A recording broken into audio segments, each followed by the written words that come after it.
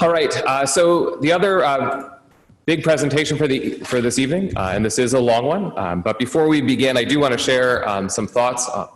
So we do recognize that the past several months have been difficult for everyone. We have all faced personal and professional challenges to an extent we could not have anticipated or prepared. On behalf of the district, I would like to thank all the first responders, medical professionals, and anyone who has been on the front line serving the community during the COVID pandemic. Thank you for your service and for your commitment.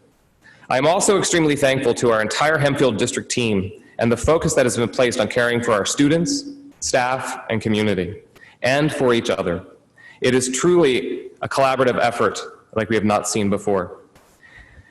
Tonight, members of our team will be sharing much anticipated information about Hempfield's plan to reopen schools for the 2020-2021 school year.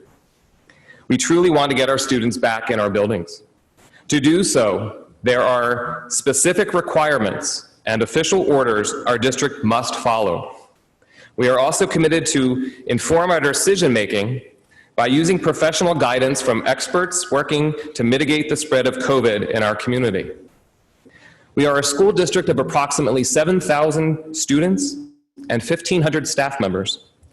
It is likely that every individual has their own personal opinions about how school can and should reopen in August. Returning to schools is a very personal choice for families, and we respect the varying opinions and decisions. Tonight's presentation, while lengthy, will focus on sharing our initial plans to reopen schools. We recognize that you may have very specific questions, and we know that we will not be able to answer all of those questions this evening. We will continue to provide updates and answer questions through our normal communication channels, and additional presentations will be delivered to our school board on August 4th and August 11th. Also, our website will continually be updated and new information available on the Hempfield School District's 2020-2021 reopening page. As we look at this presentation, it is quite lengthy, as I shared, and so it will be on our website tomorrow. And in an effort to help everybody, we have kind of a table of contents here for the presentation. We have broken the presentation due to its length up in different sections. After each section, we will take questions from the board, and we'll answer those questions about that section before we move on to the next section. So you can see that the 5 sections will be doing a little bit of an overview and where the guidance has been coming from. We will look at 3 plans that we've been evaluating, working through, trying to provide as much information as we can at this point, recognizing that things continue to change, guidance continues to change day to day. And then we will also talk at the end regarding health and safety and some additional next steps. So here we go. It is our goal to open school in person for all students and staff using the approved 2020-2021 school year calendar. Our staff kickoff day is slated for August 19th, 2020, and our students' first day is scheduled for August 25th, 2020, and we are moving forward with a plan to make sure that that happens for our students unless we are forced to do something different by the state of Pennsylvania. Before we jump into the presentation, and we heard a little bit about this evening, we wanted to spend some time to go back and talk about some of those lessons learned from March through June. Clearly, we had to respond very quickly. Taking a traditional public school in a brick and mortar setting to an online environment is not an easy feat. Certainly, a lot of lessons have been learned. When we surveyed our students and parents, what we found was the #1 greatest challenge that was experienced was motivation. It was a different format, a different platform. Students were not with their teachers. They were not necessarily with their students on a day-to-day basis. Doing it through Google Meet is a very different format and something that many were not prepared for. Clearly, there is no substitute for direct teaching from high-quality teachers. We know that the rate of success is clearly dependent on the high quality of the individual that's performing the instruction in front of those students. The quality of the teacher matters. We need to have our students with our teachers. Students need that face-to-face time. But we also learned through this process, and we talked about this through various presentations, but every home environment is different. The home learning environment is different. There are variables that impact everyone, and those variables are not the same home to home. And so it was a challenge for everyone. Planning for a classroom environment is very different from planning from an online environment. When you are in a classroom and you plan a lesson, you have the ability to respond and modify and adjust instantly based on body language, based on instant responses from students, based on things that you're seeing from facial expressions, or just walking around the room and seeing the work that's being produced. When you're in an online setting, a lot of that work has to be submitted, or there needs to be other means to be able to measure what is occurring from a learning standpoint to be able to make that adjustment. And those tools, you do need time to learn how to use those in an effective way. Through the course of the closure, we were all looking for information. We are still looking for a lot of information. So there were times when guidance was lacking, very vague, and it changed regularly, and it still does. Our job is to be able to respond to those changes. We take the information as we get it, we make adjustments on the fly as needed, and we put plans in action. But we also recognize that the moment we put those plans in place, something is going to change. So we all need to be flexible.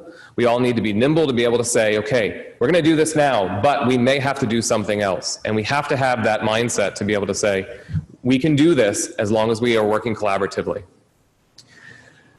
At the same time, we heard loud and clear, and I agree 100%. If we are forced to close, we cannot replicate what occurred March through June. It needs to look different. Our students need to be seeing our teachers. We need the direct teaching to occur. Yes, there will be online components, but it needs to look different. We clearly understand that, we agree with that, and we are working to find ways to make that happen.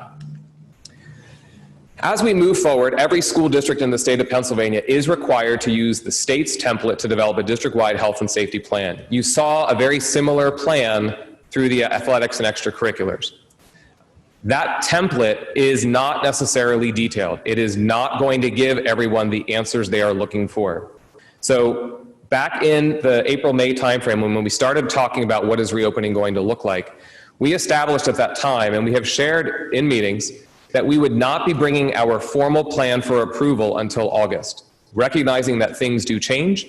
Instead, we were bringing initial thinking and initial plans to this meeting, and we will continue to monitor the information that's coming out from the state, as well as from the experts who are on those front lines, working with medical professionals to help us in some of the decision-making. We do need to seek board approval. We must post our plan. The academic plan must be submitted to the Department of Education. So we will certainly do that prior to the start of school. But I do want everyone to know that it is important to note that the guidance will continue to change. So we must be flexible and adaptable as we move forward with this. As we tackled the approach of our plan, we are a large district, as I shared earlier, about 7,000 students, almost 1,500 employees. We have 11 buildings, over 1 million square miles of facilities that we need to be working through. So we broke things up into various committees. We have a steering committee that has been meeting and talking about this presentation and talking about different topics and areas that we need to be exploring. We have internal planning committees, and you see those categories here. We also have a group of parents that I've been meeting with, talking, listening to their feedback, asking questions of them, sharing some of those thoughts, getting some perspective in terms of preparing as we move forward. On the steering committee, we have members of the administration. We have Mr. Wagner as a board member, as the security liaison for the board to the district. We also have a member of our local HEA joining us, so we're engaging in those conversations.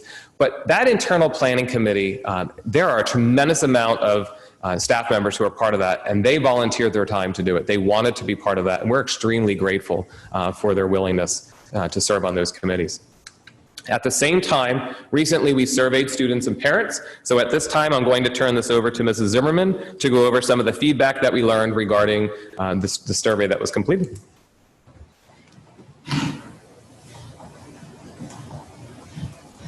Thank you. We actually conducted 2 surveys. We did one for our parents and guardians and students, and then we did one for our staff members. And what we pulled out here this evening, this is obviously, we're not going to share with you the exhaustive results, but I can if you're interested at some point. But we pulled out some things that are applicable for this evening.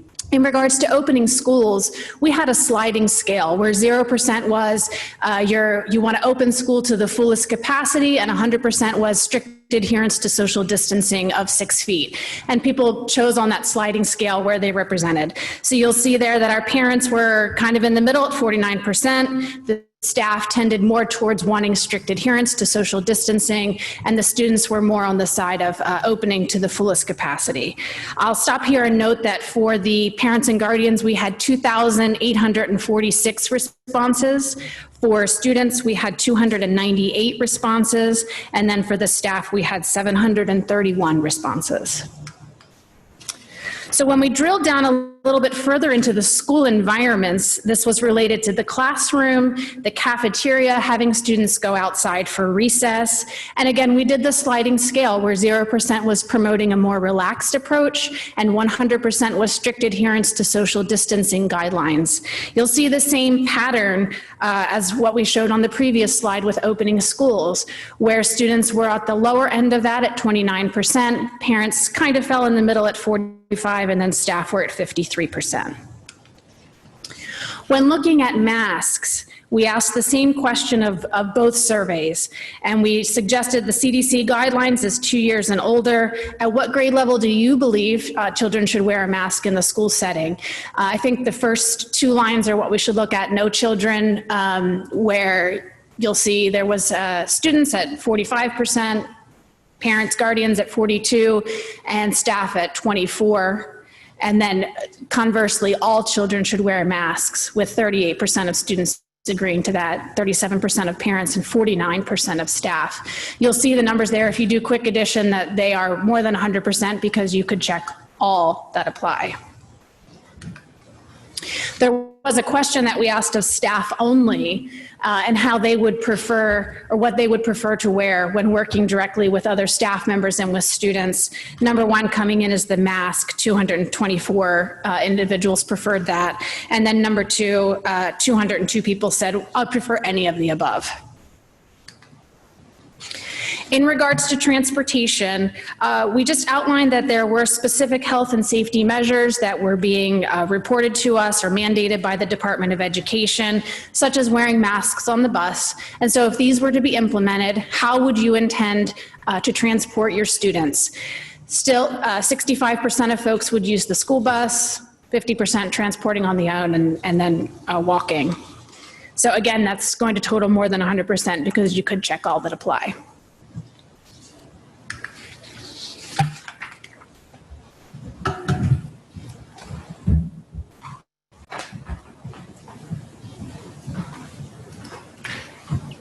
Thank you, Mrs. Zimmerman.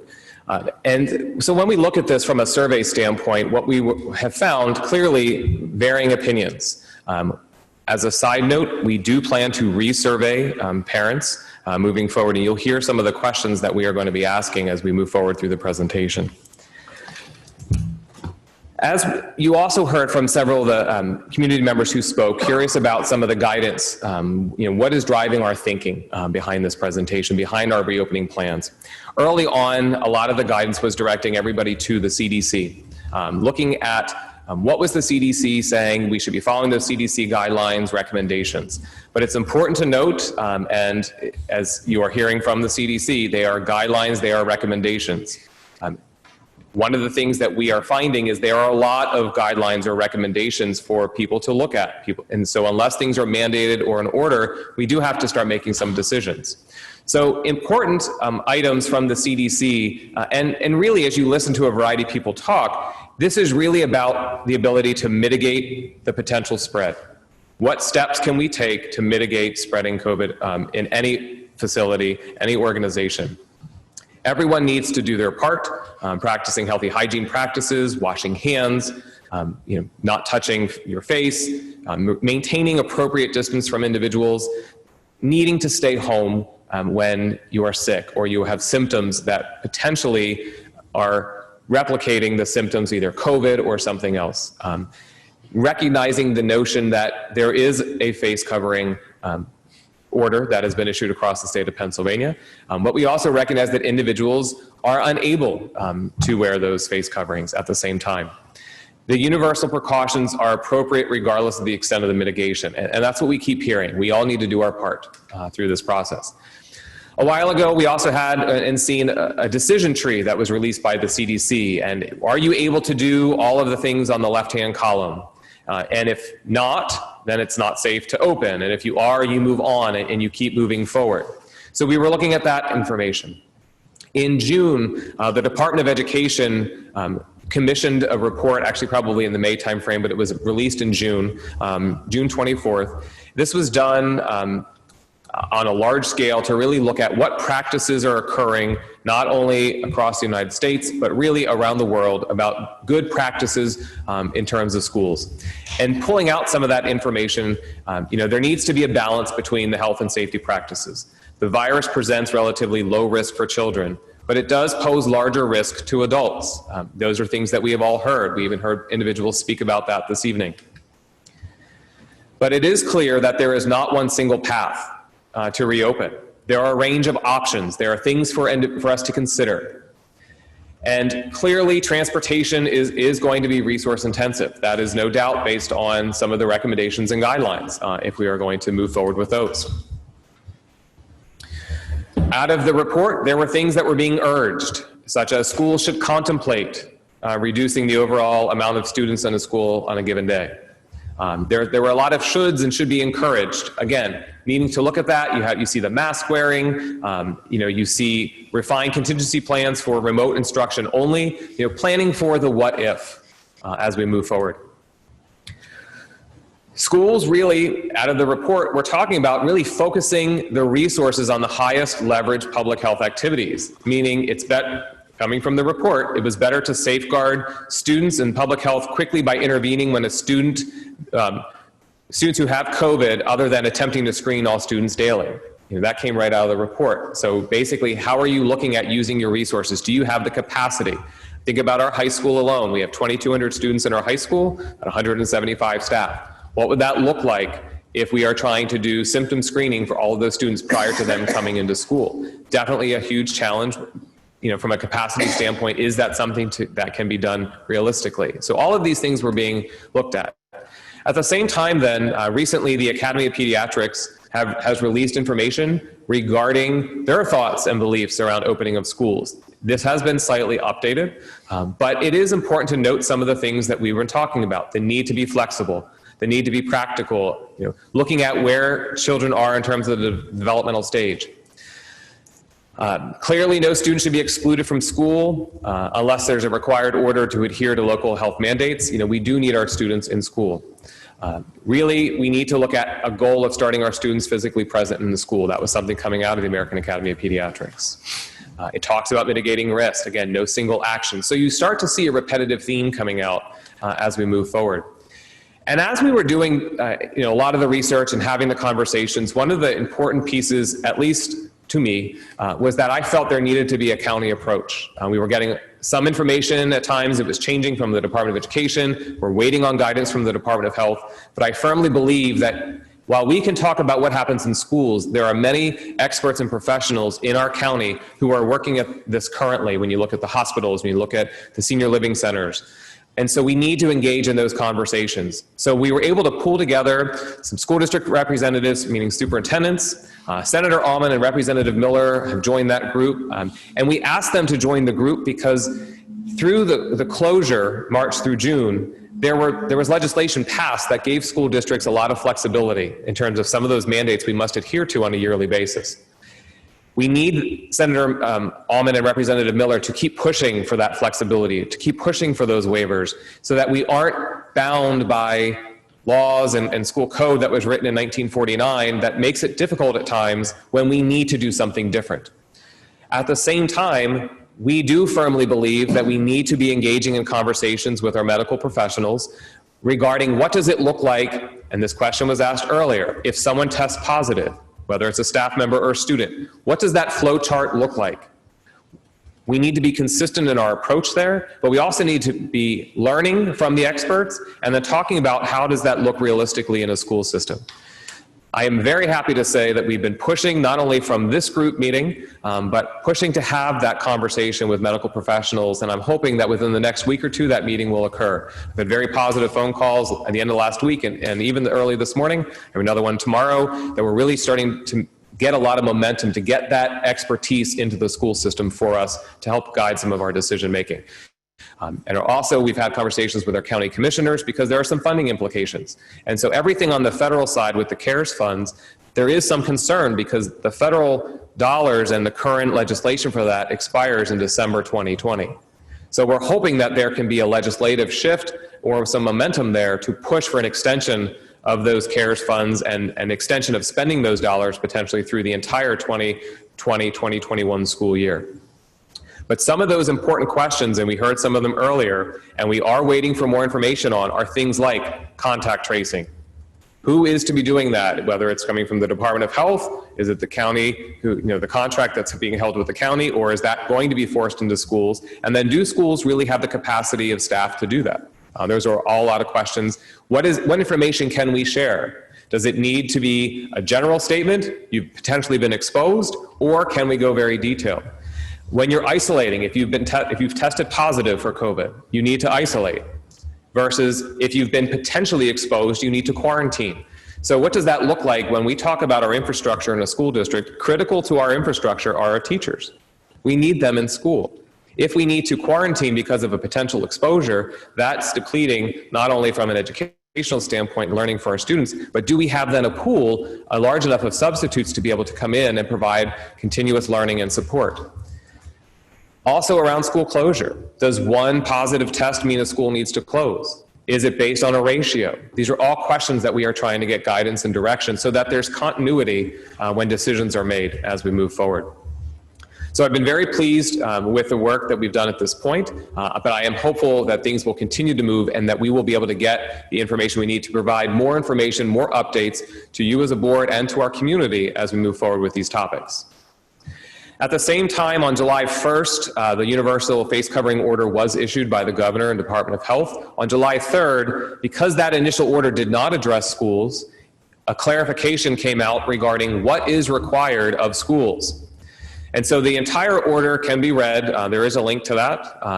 But we pulled out some of the important pieces. It does, the universal face covering does apply to individuals while in the school entity, including K-12 public schools. It is to try and prevent the spread. It went into effect immediately, and it applies to all children ages 2 and older in a school setting. But it does permit students to remove their face coverings under certain conditions, and those conditions are outlined. Students are eating and drinking and spaced at least 6 feet apart, seated at desks or assigned workspaces at least 6 feet apart, engaged in an activity at least 6 feet apart. Now, I fully understand the purpose of face coverings. It is to help prevent the spread. It's to protect others. When you look at this criteria, and we are going to talk through this criteria as it implicates other things for a school district, is this truly feasible? It is a required order. We must adhere to it, but it does have unintended consequences, and we're going to talk through that. At the same time, we recognize, and the state and the Department of Health also recognizes, that there are students who are unable to wear face coverings. And so there are provisions in that order for those students. But then we've also received clarification that must an individual provide evidence that they qualify for an exception under the order. And as it's written, that students are not required to show documentation that an exception applies. However, it is critical to look at what those exceptions are.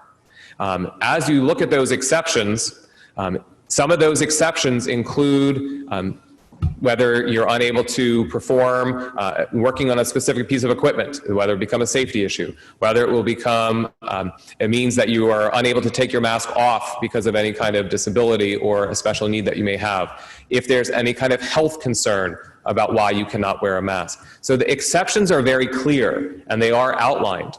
So we need to now go back and think, how are we going to determine who does meet that exception and who does not? Recognizing we still need to be sensitive to the fact that a parent or guardian who determines that there is an exception under that criteria does not have to meet, does have to provide evidence or documentation.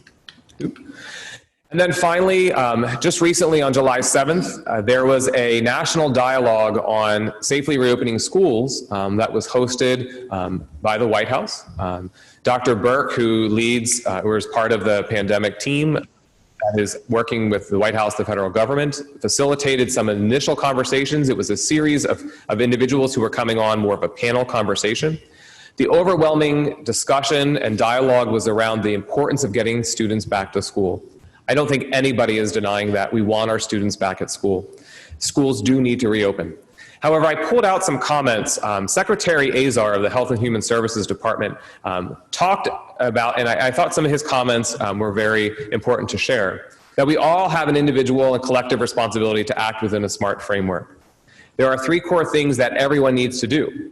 Practice social distancing, wear facial coverings when you cannot socially distance, and practice good personal hygiene. I think that applies to everybody.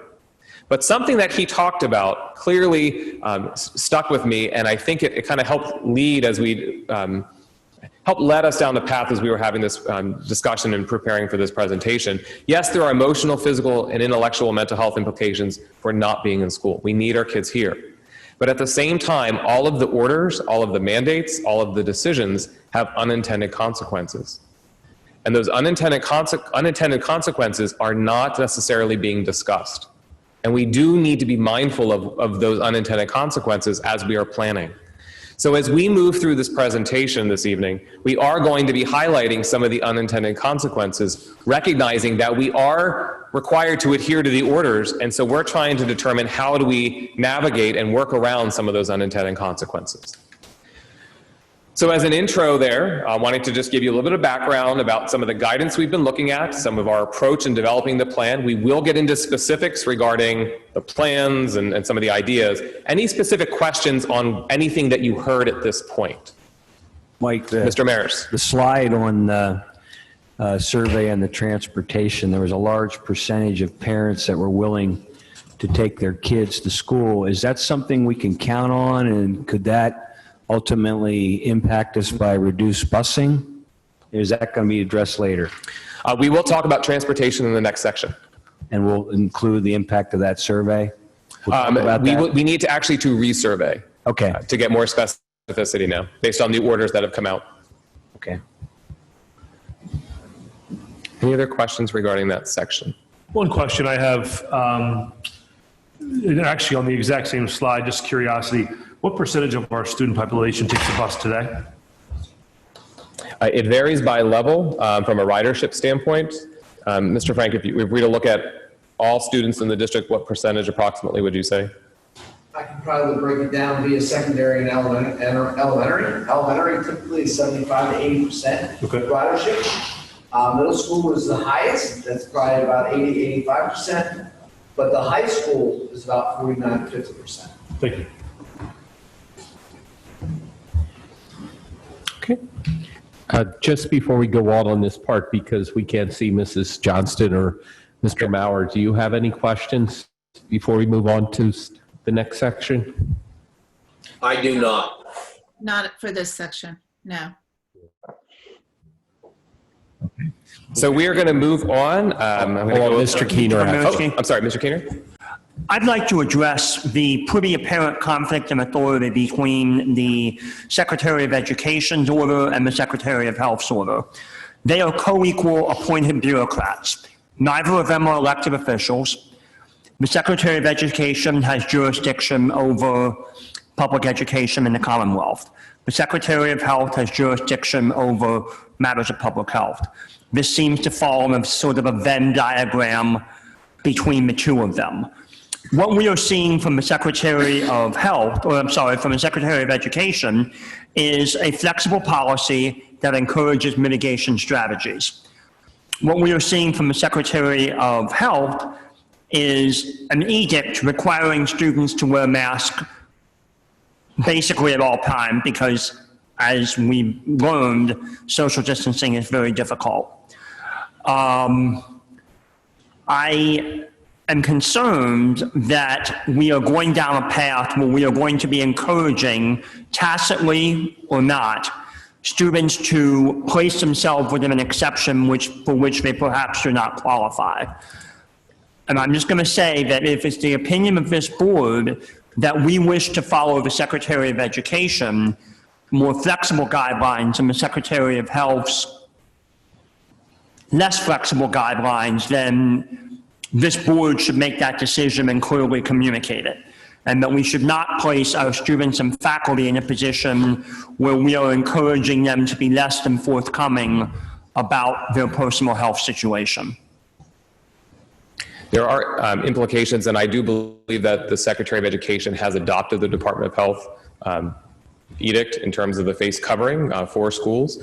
And then at the same time, we are working through and will need to have additional conversation regarding that order and some unintended consequences, that as we solicit information from families, whether or not a student meets one of the exception criterias, there may be unintended consequences from a district standpoint of things we might need to do to have further conversation with those families to determine if there is a true need of something we have to do as a school district for those individuals.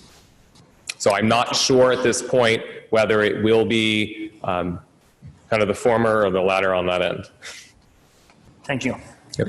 Mr. Mayers? My next thing is, and maybe you're going to get into this more, it's more of a comment and a question, but my biggest concern with all this is I don't know that all parents are going to check their kids. And if I'm a teacher in the district, my biggest concern is kids are going to come sick. That's my biggest concern, if you will. So my question kind of goes back to one of the parents that made a public comment. Is it out of the question to screen kids coming in? Because I can almost guarantee you there are going to be some parents that are going to let their kids come sick and potentially somebody with COVID. If I'm a teacher, that's my biggest fear. Mm-hmm. We currently do not have enough staff to perform symptom screening for all students and staff prior to entering a school building. That would require additional staff, additional means, additional resources, as well as determining where everybody would need to be housed prior to entering the building. And that potentially could create additional safety issues for us, whether students are waiting outside. Then you think about inclement weather. What would students need to do in that scenario? If we then bring them into the school, we've just done kind of the opposite of trying to screen prior to coming into the building. And also needing to keep everybody at least 6 feet apart in order to make that happen from a screening standpoint. We do not have enough facility space. I'm just using the high school right now as a reference point to make that happen. Could you do something like that on a smaller scale at one of our lesser enrolled elementary buildings? Yes, you probably could. However, it would not be consistent then across the district. And that is a concern for us from an implementation standpoint. If we are not performing the same type of practices across the board, is that in the best interest of everybody at the same time? So that's where it is difficult. And so I understand the concern. But again, when you look at some of the unintended consequences of needing to do that, we just don't have the capacity from a space, a staffing standpoint, to be able to make that happen in an efficient manner. Okay, well, then maybe you're going to talk about this, but we have to help all parents know how critical it is to check their kids before they come to school. Maybe that's the bigger issue. Mm-hmm. I would agree. Thank you. Anything else on this particular section? Okay. So we will jump in then to the next section.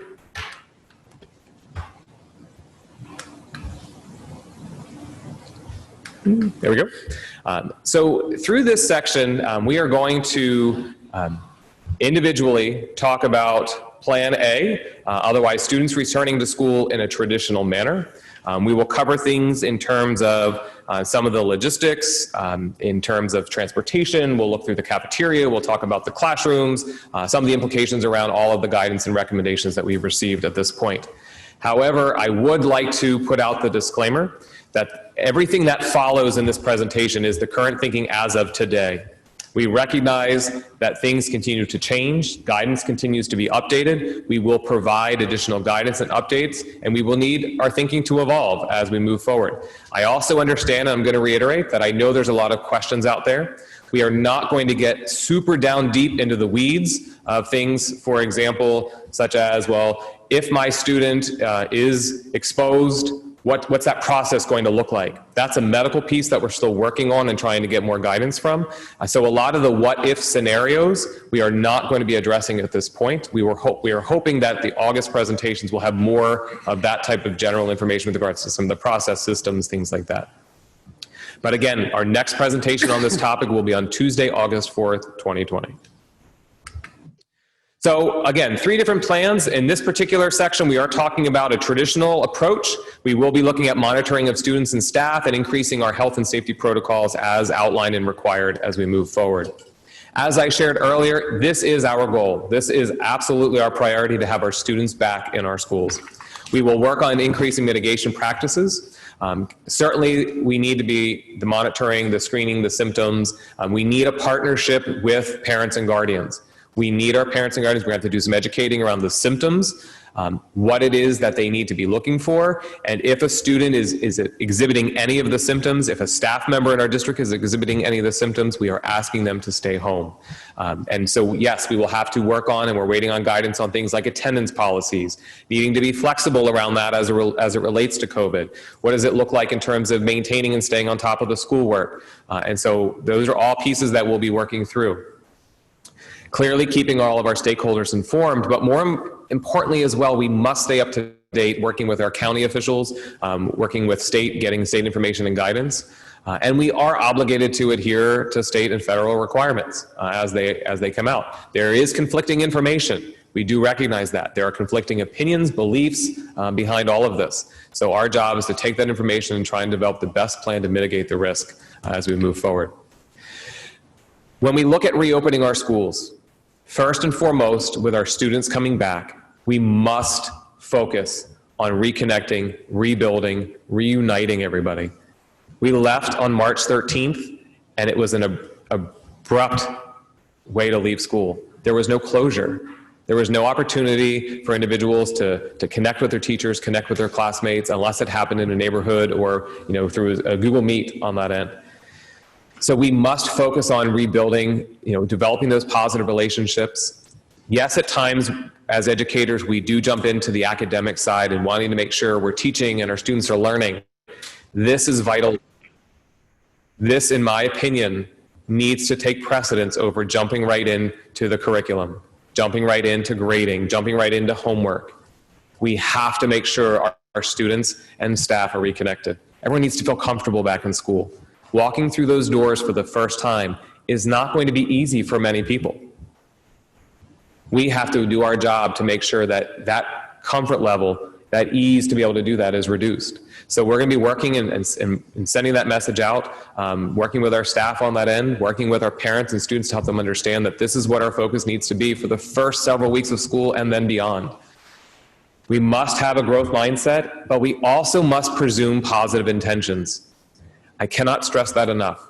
Because there are so many opinions around what schools should do or what you should do when you go out in public or your own personal beliefs around this, we need to presume the positive intention behind decisions.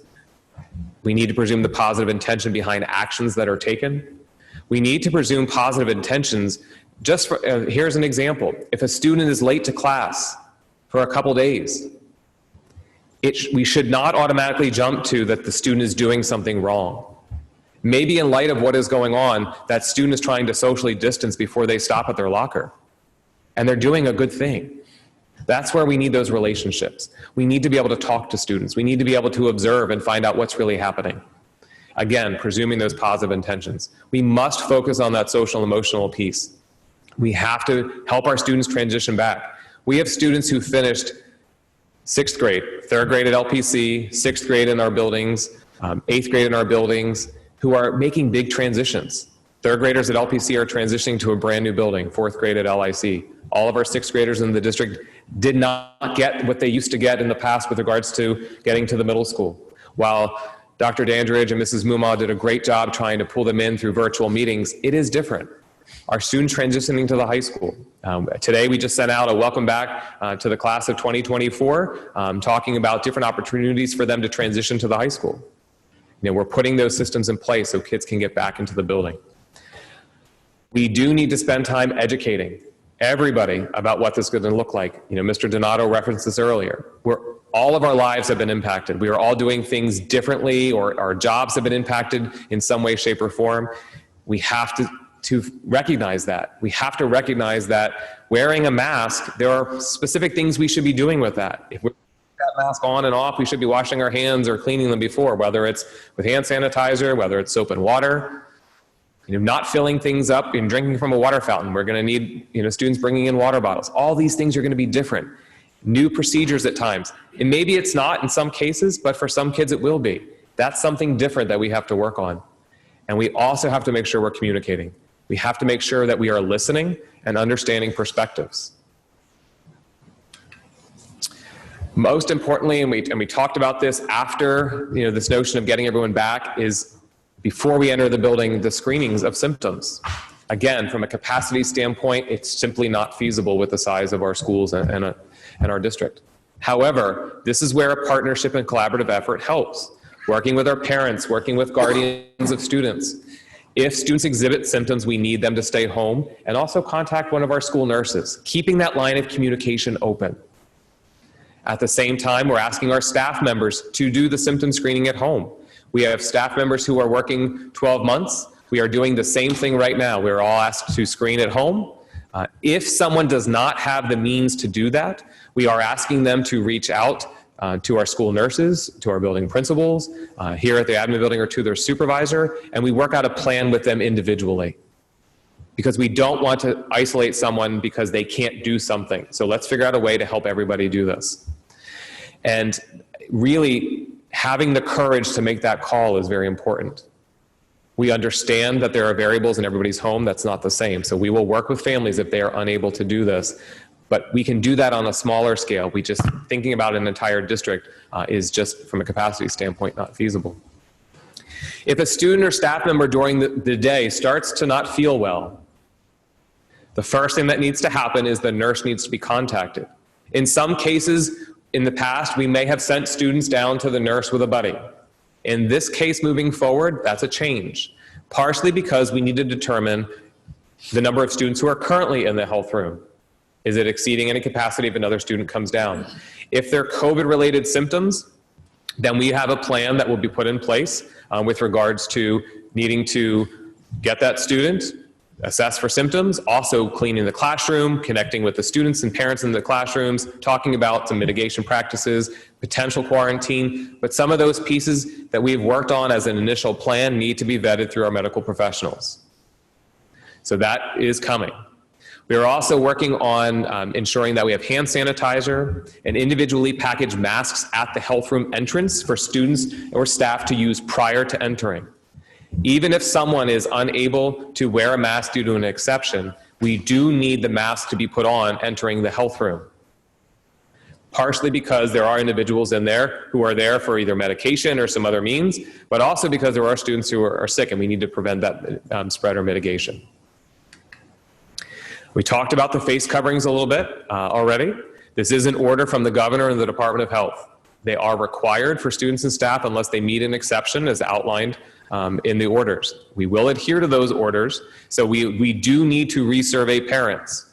We have some upcoming calls scheduled around this topic from a legal standpoint as well as from a medical standpoint in terms of what we are permitted to ask and what we are not permitted to ask.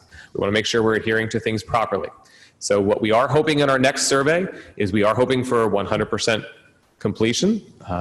And if we do not hear from students and families, we will be following up on that end. The exceptions for the face coverings are listed here. So you could see those. I paused earlier because I thought it was coming up, but it was moved to this section. So all of these are the exceptions that are outlined in the Department of Health orders.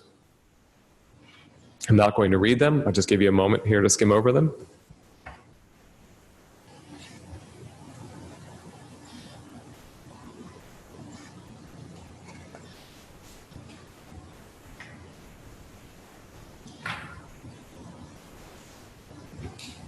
So I do think the orders are pretty clear in terms of the exception So again, we have to have some follow-up conversation because there are some implications or unintended consequences for the school district as it relates to the potential of needing to get that information and what it might mean for us in terms of things we need to do or potentially do for students or families where an exception may apply. So we want to make sure that all of that is reviewed and covered first before we move forward with any additional plans on this end. At this point, we're going to tackle transportation. So I'm going to have Mr. Frank come up here. He'll talk through some of the transportation pieces. And again, we're all still right now in Plan A, which is everyone coming back to school. So we're going to go through a lot of material here, from transportation to cafeterias to classrooms, individual department areas, and then we'll take questions on this section.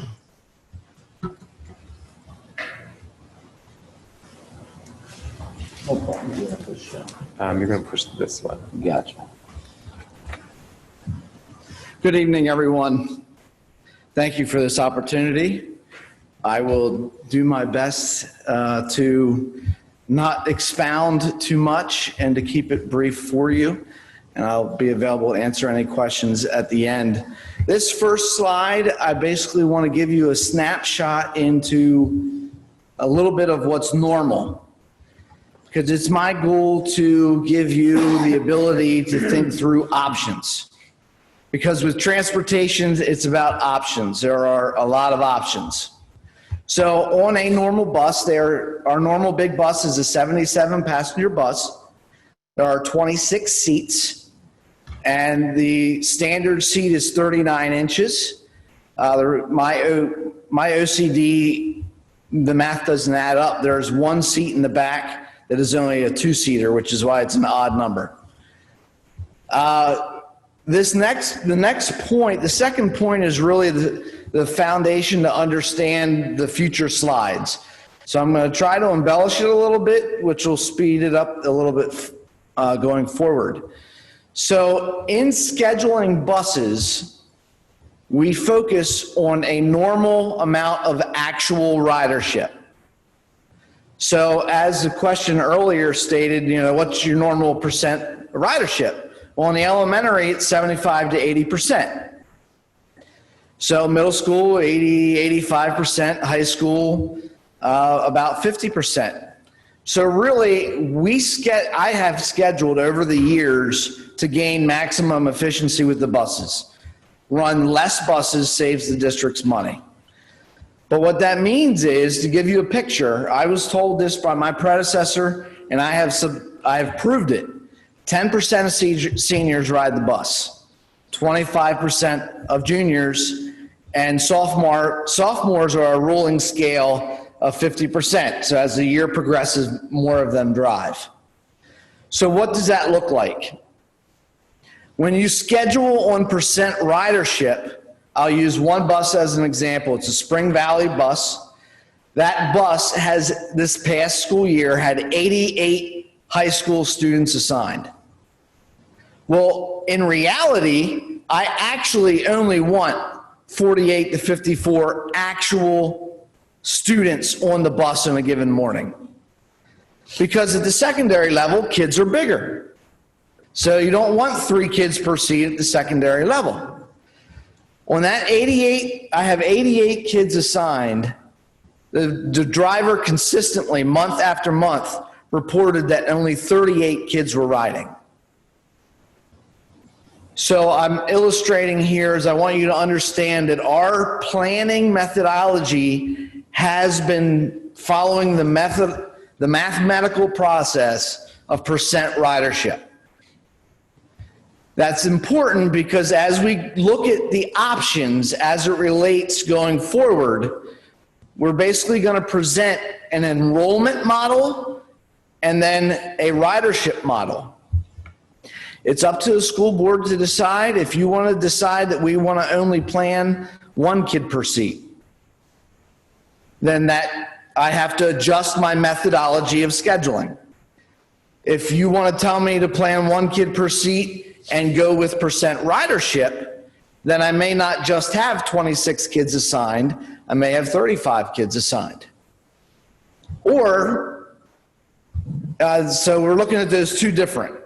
the percent ridership, and enrollment. So some easy things that we can do, as it's already been stated, face mask would be required, face mask or shields would be required. That follows the order. As anyone knows, with a school bus, every student that gets on the bus that walks past the driver is violating social distancing. One would question, I question, why some drivers for public provided busing like in cities, they have been allowed to put plexiglass up for those drivers to protect them from people getting on the bus. At this point, the state police wouldn't allow those type of mitigations for school bus drivers. So there's certain things that are controllable and not controllable. So face mask is something that follows the order, but also satisfies the social distancing side, because we simply can't totally satisfy that on a bus. We can fill the bus from the back to front to help minimize. So in the morning, if you're the first stop, that kid can sit in the back of the bus, and then the kids are passing less students routinely. I mean, siblings can sit together. That's an easy way to increase capacity to a bus. So in this next slide is the enrollment model.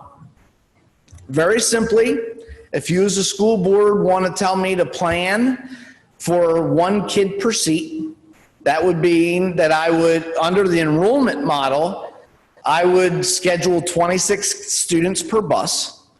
And the impact of that you can see up there, and how many additional buses that we would need to add and the approximate cost. If we say, if the school board decides that you want to say we want to limit it to 2 kids per seat, you can see the associated impact on the number of buses and number of drivers. I feel like I would be doing disservice if I didn't mention that all other districts obviously are facing this same scenario as it relates to transportation. And I have concerns that the bus contractors would be able to provide the additional buses for all the districts. And looking at hiring, that would be prohibitive, gauging on what you decide to do. If we go to the bus company and tell them we want to add 113 buses, I would be concerned with the reality of that being able to happen. So our current approach, our current methodology, our normal would be to allow the maximum capacity of 77. And going back to the previous slide, our typical goal would be to have actual students on the bus of 48 to 54 for the secondary and 70 plus for the elementary. So as you start to think through the transportation, you've got to think about minimizing risk and what is the tolerable risk and what is the associated cost. Under the ridership model, which is what we currently do, we play the percentages on who rides and who doesn't ride. You can see the associated additional buses and cost associated with that. A couple things that we can do. We can keep the windows open for better ventilation. Obviously, that is weather dependent. As I mentioned earlier, it's still up for question whether bus drivers can utilize PPE and what kind and what that looks like. One thing that we can control is that we can ask the bus company to clean the buses more frequently. What does that mean? Right now, contractually, they're obligated to clean the buses once a day. If you look at what is reasonable, what can they actually achieve? Most of our buses, as they currently are, do a minimum of 2 to 3 runs in the morning and 2 to 3 runs in the afternoon, and they're pretty tight on time periods. So I don't see it as achievable for every bus to clean those high contact areas after every layer of the run in the morning.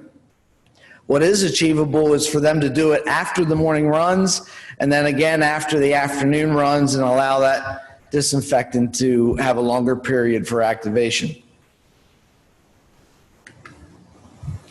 Unintended consequences.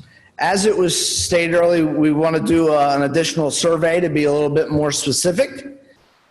And the natural presumption is that more parents will want to take their kids directly to and from school. And what that looks like is, I'll just use a LPC as an example because that's the easiest. Anyone that drives around Landisville around the noontime hour or the end of day is already familiar with parents picking up and it being backed up on Moo Mall and backed up through all driveways. So the unintended impact is if more parents do directly bring their kids to and from school, a couple things. They're going to be backed up on roads. That's a problem. That's a safety concern. The other impact is that you're probably going to need wider windows for drop-off and pickup of students. Right now, for LPC, the doors open at 8:40, bell rings at 9 o'clock, so there's basically a 20-minute window for kids to pick up and drop off by parents. If we typically have 100 cars out there and we now have 200, it may take longer for kids to get dropped off and picked up. So does that mean that staff hours need to be adjusted for doors to be opened earlier? What does that mean contractually, staff-wise, fiscally from that perspective? On both ends, beginning and end of the day.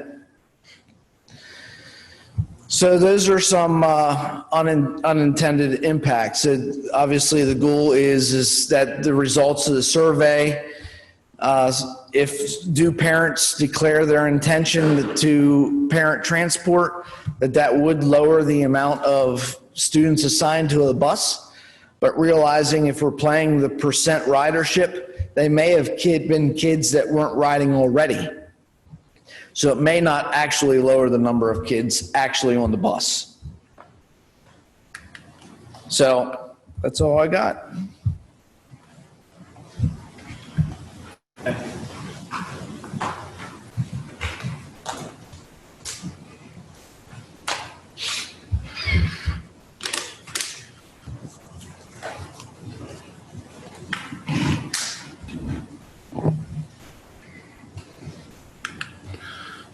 All right, good evening. First of all, it's great to be here with you again, presenting physically. Mrs. Hoover and I are going to share a couple slides as we look at our Plan A. And I just want to share from the beginning, Plan A and getting our students back again, our primary goal really revolves a lot around the social distancing piece, the hygiene piece. Charles, to your point early, education, educating students, educating families of the symptoms, the signs, and continuing to work through that. So some of these next couple slides will be addressing some of those things. So when possible, we are looking for that 6 feet of separation. That is our goal. Desks facing the same direction. We're going to continue with some pretty intensive cleaning, but there are some restrictions with that, with space. So we've been doing a lot of measuring and looking at different size classrooms that we have in the district. We looked at a high school classroom, and if you can see 6 feet apart, those desks are measured. We were able to fit 19 desks in that classroom. That classroom prior to having to be 6 feet apart with each desk housed between 28 and 30 students. With that, we do know that at the front there are some tables and things that would have to be moved in order to have that walking space. On the right-hand side is a classroom at LIC, and this would be students 6 feet apart. This classroom could fit 20 desks 6 feet apart. With that being said, if you look at the front row, it is on the board. like on the board. And in addition to that, you won't see a teacher desk. You won't see small group table desks. It is just the student desk in that classroom.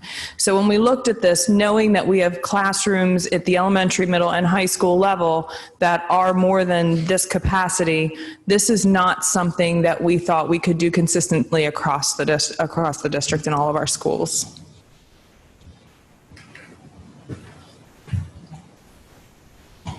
Okay, so basically we don't have enough, as I said, we don't have enough classrooms, but then, or space in the classrooms, but then we look at all of those unintended consequences again.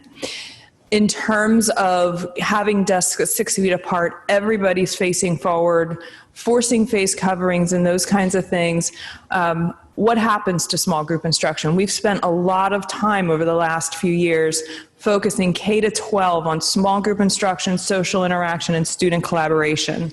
And we've spent, teachers have spent a lot of time planning for that and changing some of the things, the traditional ways they were teaching in order to accommodate that and have students really start communicating with each other. Another unintended consequence is, will we lose motivation for students who are sitting in a desk facing forward, looking at the same direction for long periods of time? In addition to that, what does learning really look like then? What does teaching really look like in that environment? We could go on and on and on with all of the things that particular situation could lead to. So in the end, while our goal is still that 6 feet of separation, that we will strive for that in certain physical settings where we can.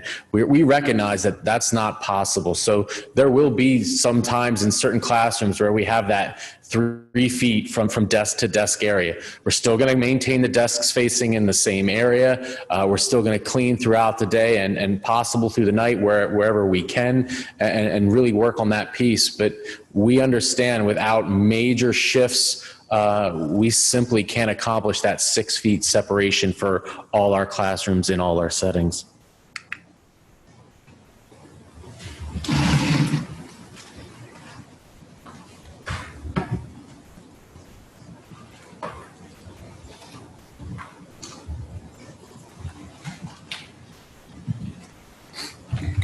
Good evening, everybody. Thank you for allowing me to have some time tonight to talk about how food services will look. As every other department is dealing with some challenges, food services is also dealing with some challenges as well.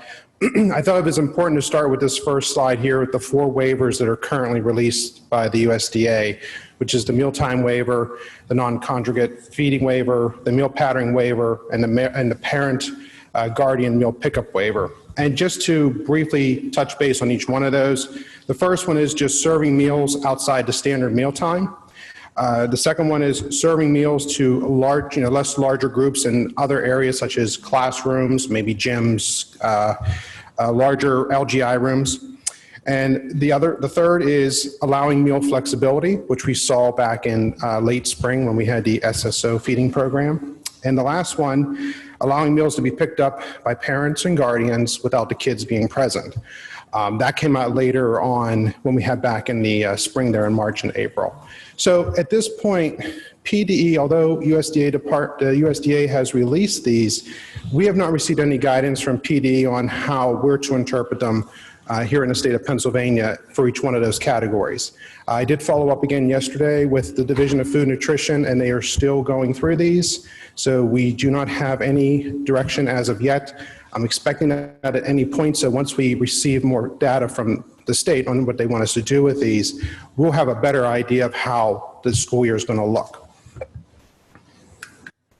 So some of the things that will change for sure in our cafeteria are some of these items listed up here. Traditionally, we've had silverware and holders where students can self-serve themselves. If they only want a fork, they want a fork and a knife, they have that availability. We're going to have to be looking to go into wrapped squirt kits for our lunchtime.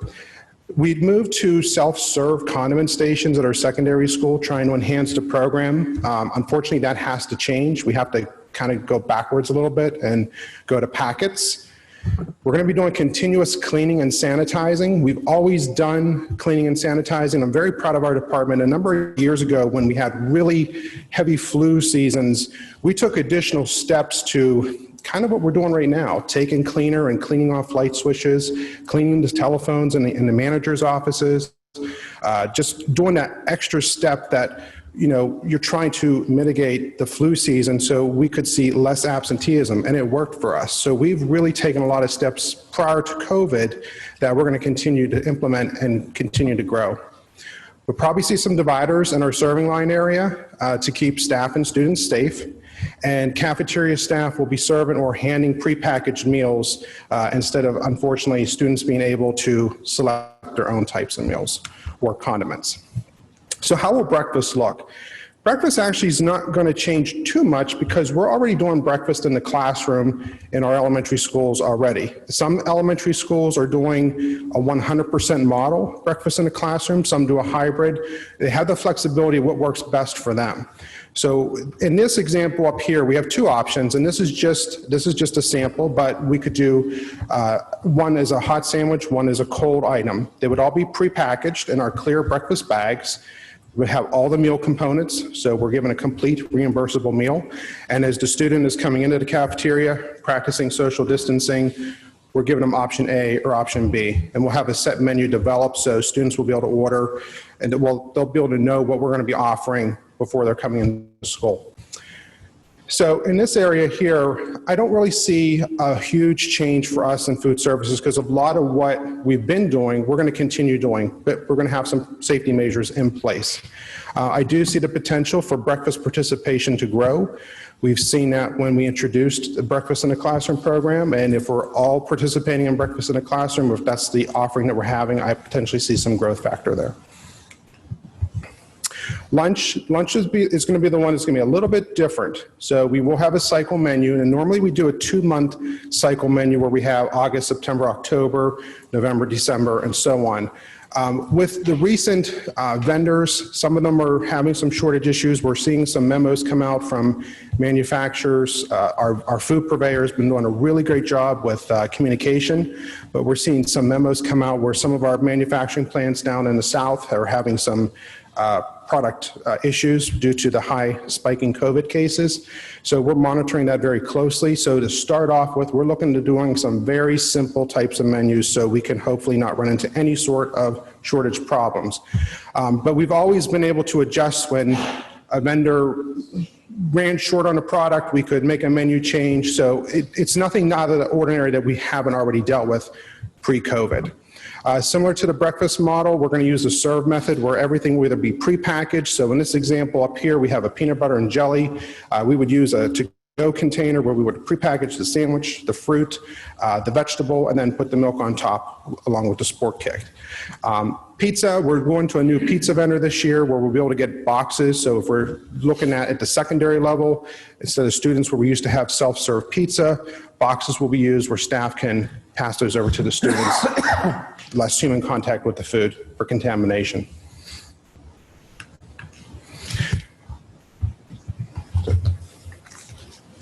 Does anybody have any questions? I'm sorry.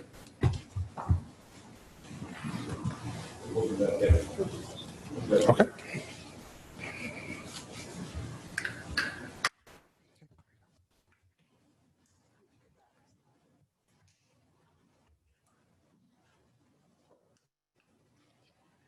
Oops. Okay, hand sanitation, we know is a big part of our day moving forward. So we looked at elementary lunches in the cafeteria and having students actually be in the cafeteria if possible. So one of the things that we talked about was having hand sanitation upon entry and exit of the cafeteria. There were several plans that we looked at depending on the size of the cafeteria, and there are some pictures in upcoming slides so that you can kind of see what we envisioned. But there may be some situations where we would have half of a grade level classroom and half eat in the cafeteria. This would be due to size in the cafeteria and being able to properly social distance. One of the unintended consequences with that, if you have half in the classroom, half in the cafeteria, and a grade level out at recess due to hours, we would be looking at potentially some supervision issues with that. We also talked about having students in the some in the cafeteria and then some of the large group areas, like utilizing the lobby, utilizing the stage to so students could be separated at tables. Because again, we're looking for that 6 feet apart when possible. And because they would not be wearing masks in the cafeteria due to eating and drinking, that's what we are looking at for the spacing. So we will have to utilize more space. We talked about different routes. Right now, in certain schools, kids come in one door for recess from recess as the other ones are going out to recess. And there's sometimes traffic jams, we'll call them, in the hallways. So really being deliberate about our routes to and from the cafeteria and recess, and then potentially considering an extended lunch period is needed to make sure we can get people in and out. We do have overlapping of grade levels right now in our lunch periods, so do we need to back up and look at scheduling, extend the lunch period so that we only have one grade level at a time doing these things, and then again increase sanitation after each lunch period. So we looked at the actual cafeteria tables. Normally a cafeteria set of tables would hold 16 students. If we socially distance at the actual table, we are looking at having 3 students at that table. We also need to look at having not just 6 feet apart between the students, but then 6 feet apart with the next table that students would be sitting at. So for an example, we looked at LIC, 90 students in the cafeteria at one time could happen with the current tables available in that building. It will limit the PE space, however, because if in our prototype buildings, we have the cafeteria and gym connected, and there's usually a curtain or a wall there that is movable. So we would have to look at that as an unintended consequence. So here's a picture of what LIC would look like if we were completely socially distanced with 3 students at a table, the stage obviously being utilized, and the gym space, although smaller, is still doable. And if we're looking at, when you'll see in future slides here, there are some adaptations that we will need to make to PE as well. So even though it cuts it off a little bit, if you look in the first picture, at the very back is where the curtain is that's movable. It's almost like a little movable wall back there. That's where it's extended so that we could add some more tables in the back there as well. So I don't want to belabor the spacing point. Brian talked a lot about food service. We talked a little bit about the hand sanitation and how kids are going to enter and leave the cafeteria. But at the middle school, again, it's about finding space. So if you were to walk into one of our middle schools, you would find some tables in the lobby. You'd find some tables in some other areas as well. You'd find them turned certain ways so we can maximize that distance. You can see we're going to have to add tables. So there might be some temporary tables. There might be some additional setup and tear down time. We're just going to have to be flexible. And again, there might be students that are coming to a class a little bit later or leaving a little bit early. We also want to utilize those outside areas wherever we can. Most of our schools have outside areas already. We are definitely looking to expand that, especially in the high school. And I'll talk a little bit more about that in a little bit. But again, we are looking to get that 6 feet because students' masks will be off. So the high school, obviously our most heavily populated building. Right now we're looking at about 215 students that we can get in there 6 feet apart. So that is a real challenge for the high school administration to work through. Some of the things that we're exploring is having some more open campus-like options, if you will, where they can eat in different locations. Different serving lines are used for appropriate social distancing, so we don't have these large lines that we're packing students in. More trash receptacles around the school. So, kids can eat in different areas. They talked about having packers eat in different areas. We are exploring tent rentals. So we have that big common area outside of the cafeteria. Although if you've been driving around at all, you've seen tents at every restaurant you pass, trying to capitalize on that same thing we're trying to capitalize on, spacing and outdoor ventilation. So, we are investigating that. We don't think that'll solve all our concerns here, but we think that that can be a piece that we continue to investigate. So there is a picture of that area and of the tent. And again, if you've been eating out at all, you've probably sat in one of those tents already. So something we are looking into.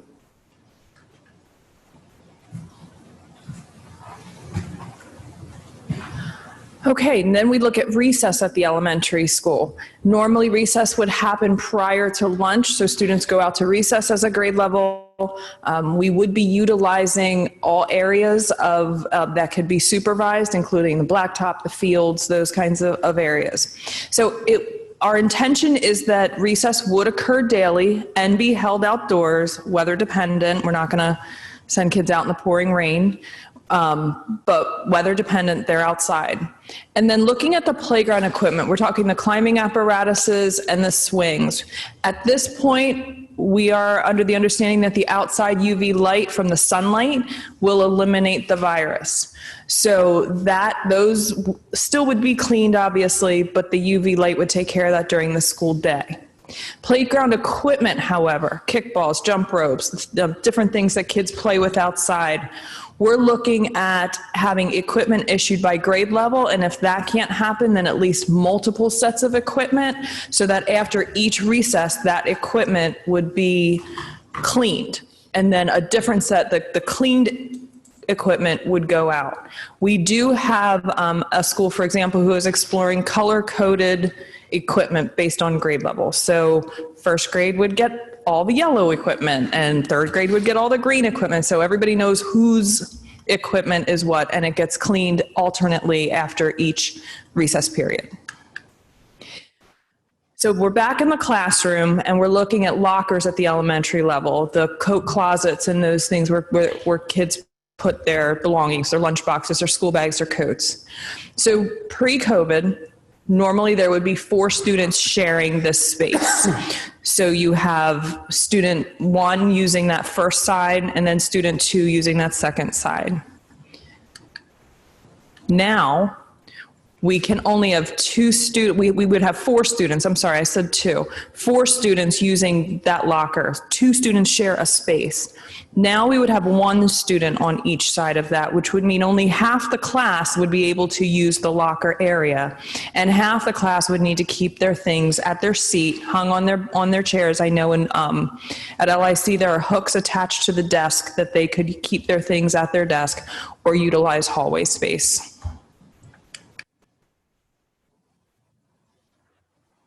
So again, and you're going to hear me say this and others numerous times, it really is about mitigation.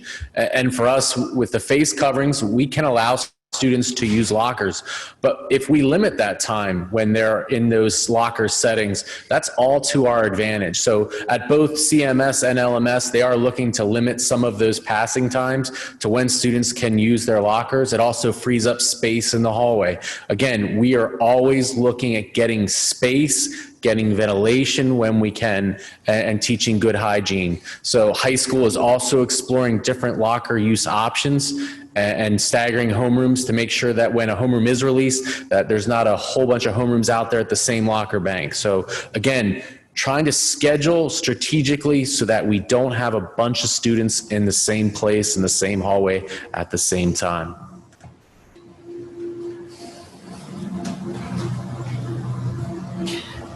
Now we have to get to the specials. How do we do that? Through our hallway transitions. So in our prototype buildings and LPC, we talked about directional stairwells and hallways. So the center stairwell would be used to go up, and the side stairwells in the prototype buildings would be used to go down. We would ask all staff, all students to adhere to the up up the middle stairwell, the center stairwell, and down the side stairwell. CES poses a different challenge because some of their side stairwells end. There's some dead ends with some of their side stairwells. So they would just be opposite. Their center stairwell would be used to come down to the first floor, and the side stairwells would be used to go up. We also talked about staggering hallway times. So for example, if third grade is all going to their specials at one time, generally everybody's in the hallway at the same time. While third grade is in the hallway, maybe fifth grade is going back up to their classroom because they're finished with specials. So we're talking about, again, keeping that distance within the hallway, using the stairwells, and making sure we're staggering those times. And then making sure that during that time we have we follow the face covering order. You know, I really do like Mrs. Hoover going first and me just being like, yeah, kind of what she said. So again, we are going to continue to work getting that distance through use of directional stairwells at the high school and reinforce the right side of the hallway walking. We try to start that in the secondary level, especially for those new drivers, so they're getting used to what side of the road they're on. Staff in the hallways, assisting in some of that social monitoring. Again, moving on, like, kids are going to gather, and we want to have staff out there to help them, guide them on to their next classes. And again, the face covering piece will be used in the hallways.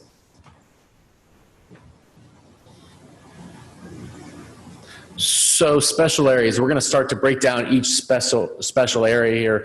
Physical education, again, probably one of the easier classes to get outside. We might have students that have to dress a little bit differently for some of those colder days where they'd be inside, they might be outside in this new structure. We want to increase that personal fitness piece. And again, there's nothing new here as far as cleaning. Some of the locker rooms, we want to make sure we're having social distancing and cleaning in there. And we are really going to be pushing the hydration, not only just for phys ed, but just students overall. When you're wearing masks, your voice gets dry, things of that nature. So we want to be pushing the hydration for our students in the physical education area especially.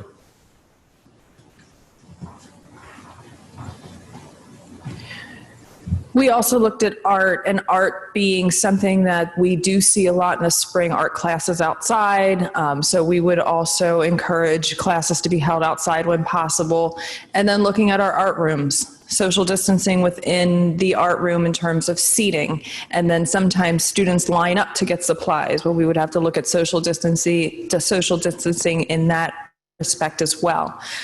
More frequent cleaning of art tools, and then individual supplies when we can do that. So instead of everybody going to the communal crayon box or the communal paintbrush box, that they would have their individual art supplies when necessary. And then again, washing hands when they come in and when they leave. Library, we looked at spreading students out in the library. In some libraries, this works. In some libraries, it's going to be very difficult with the way the shelving and the different sections of the library are laid out. But we are looking at then, if they're not able to meet for class in the library, that potentially they could meet in an LGI at the elementary level, or which is their large group instruction room, or outside the library so that they can properly social distance. When books are returned, we are not, a lot of times we reshelve books. That's part of the process. And then books go in and out. We are going to have to collect the books and then have them not reshelved for several days so that we can clean them. When they're doing book selection, so there's usually a lesson first and then book selection. So with the lesson first, that would potentially be out in the large group area. And then when they do book selection, making sure they're social distancing during that selection. And then you're seeing, again, washing your hands when you get there and when you leave. Music, we are still awaiting some guidance from, there was an international research study out of Colorado, and we are still waiting for additional guidance on some of our areas for music. But for the general music classes, we're looking at the cleaning of the music equipment between classes, the social distancing, the hand sanitation, just like all the other special areas and school areas. But that guidance that we're looking for is coming, if you look at the bottom, for playing band instruments, chorus and vocal performing, as well as orchestra and things like that. But really looking at those smaller ensembles to see what guidance we are getting based on those.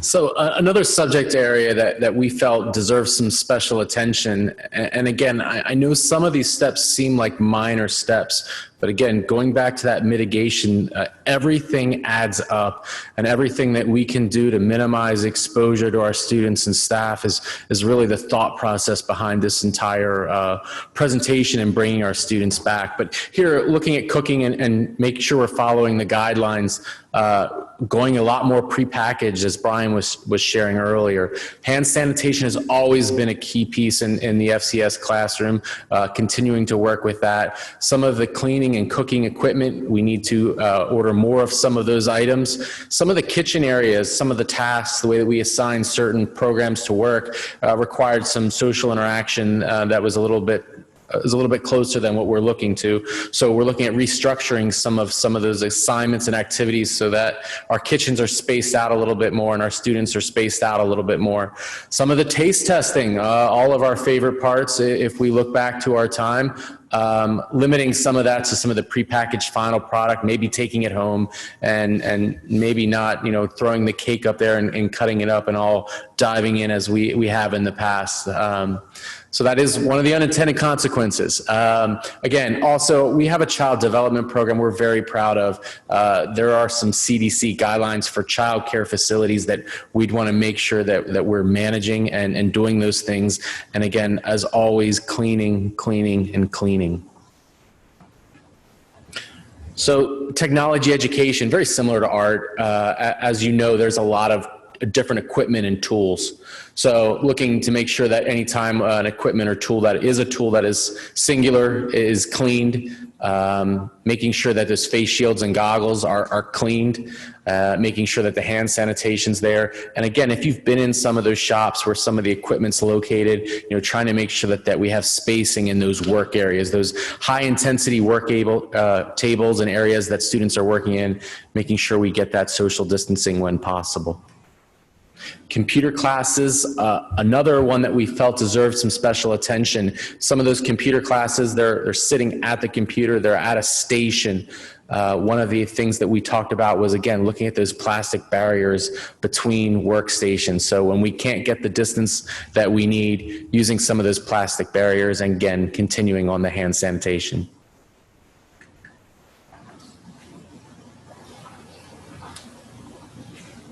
And then we talked about visitors and volunteers. So what we want to start looking at is actually limiting to essential visitors only. And visitors that do come in would need to adhere to the state orders and the school procedures. And then one of the things that we see a lot, as a parent, I am that a lot sometimes, dropping forgotten items off at school. So at the elementary level, I know at the high school you drop it off, it's taken, and your student is called at some point. Same thing at the elementary level. But sometimes, depending on how many kids forgot things, you may have a little collection at the front office. So we're looking at having principals come up with individual building procedures for dropping items off, where they're stored if students forgot them, how students receive them in a timely fashion, and where do they go. So that's one of those things that we're looking at the school level.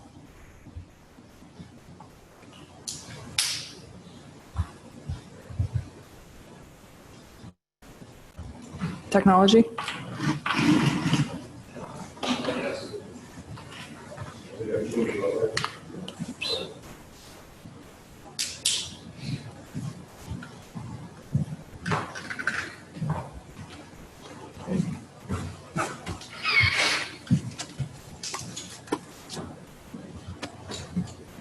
From a technology standpoint, Typically, we have always done early pickup for iPads that have been collected at the end of the school year and or distribution of new materials from the iPad standpoint. So we are looking at eliminating the early iPad pickup, particularly because we want to make sure that everything is done and ready. And so everything for any student getting a new iPad at the given grade levels, that will be in the student's homeroom on the very first day of school. The setup will occur in the classroom in the homeroom periods, and we'll be working with teachers and the building principals on designating time to do that, as well as the step-by-step procedures for the initial setup. We are also looking at wanting to make sure that the devices go home every day, unless the student has another tool at home to be able to access information, in the event we are forced to close at a moment's notice. And so we want to make sure that that process is in place. And then at the same time, we also have new students that enroll to the district. So new students that enroll prior to the first day of school or just close to that first day, the goal is to have their iPad ready for them in the classroom. After that first day of school, it's typically about a 1-week process. If that can be a shorter time frame, it will. But we want to make sure that they get those devices in time as they move forward with regards to technology on this end. The next is custodial maintenance.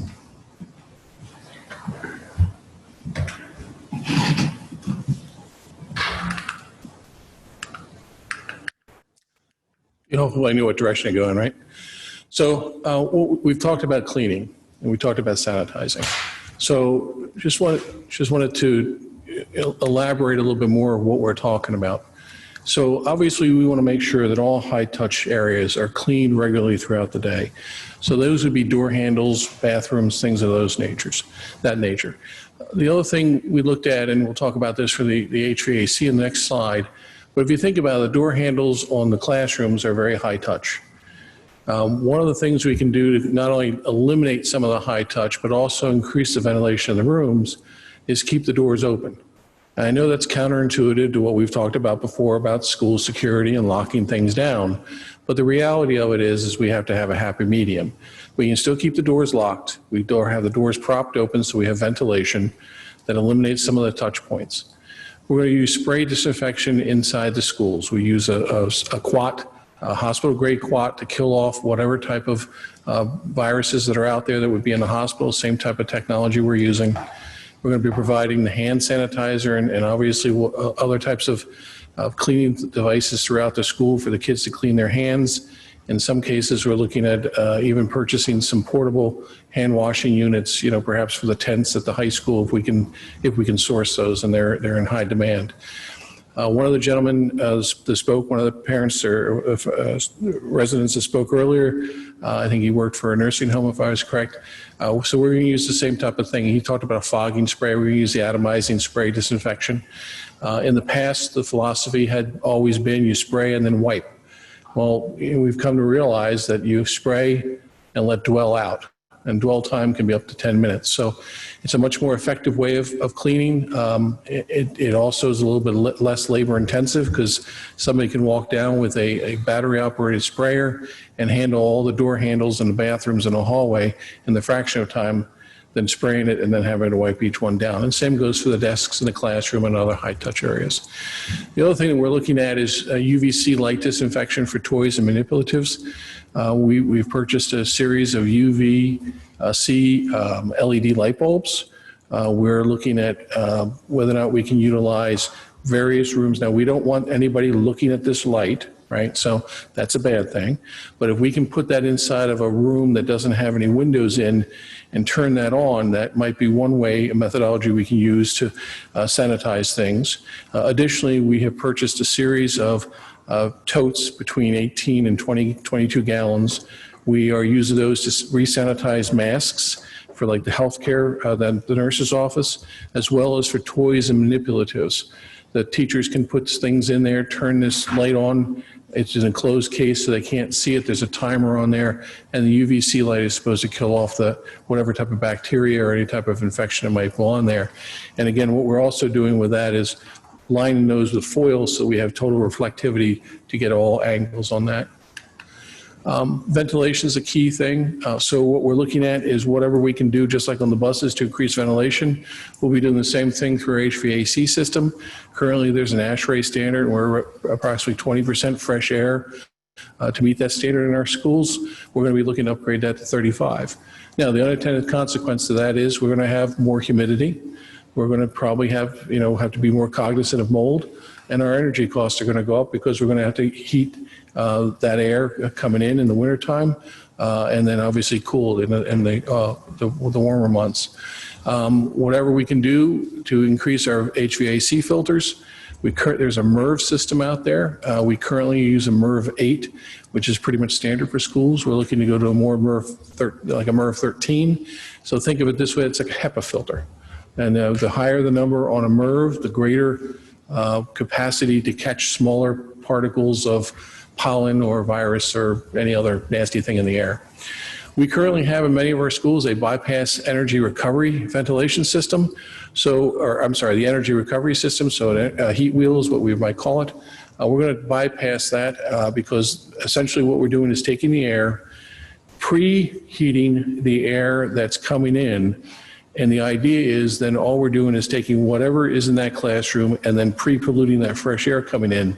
So bypassing that will allow for a higher percentage fresh air to come in that is hopefully free of any virus. God forbid we even have to worry about that, but that is a precaution. And again, I talked about keeping the interior doors open for airflow. In some of the buildings, you have windows in the classroom, which is great. In the high school, you have a series of rooms that do not have windows, so we're kind of limited. We're also looking at whether or not we can inject some UV lighting inside the HVAC system, so as the air comes across the coil, bless you, we might be able to go ahead and help sanitize that and improve the airflow and the quality of air in each one of the classrooms.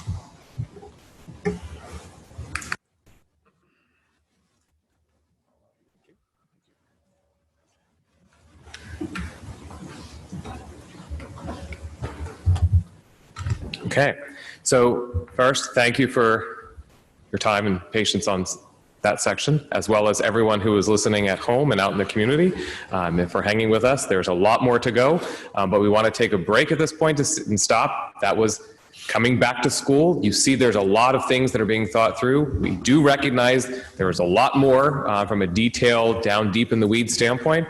More to come on that end, but from what you heard, open it up for questions at this point. Can we start with Mrs. Johnston or Mr. Maurer? Do you have any questions since we can't see you? They're up here now. I do, but Mr. Maurer, if you have some, please go. No? Go ahead, Mrs. Johnston. Okay. It's getting late, so I'm just going to toss this out here. I don't really expect an answer right now.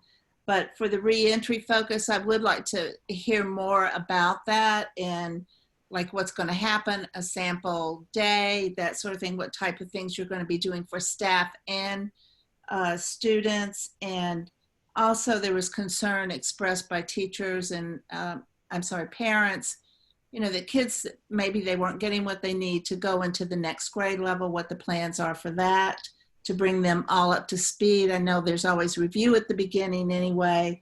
So is there more to that? I didn't hear anything about going to the bathroom. I heard about being hydrated, but not going to the bathroom and what that process is going to be like.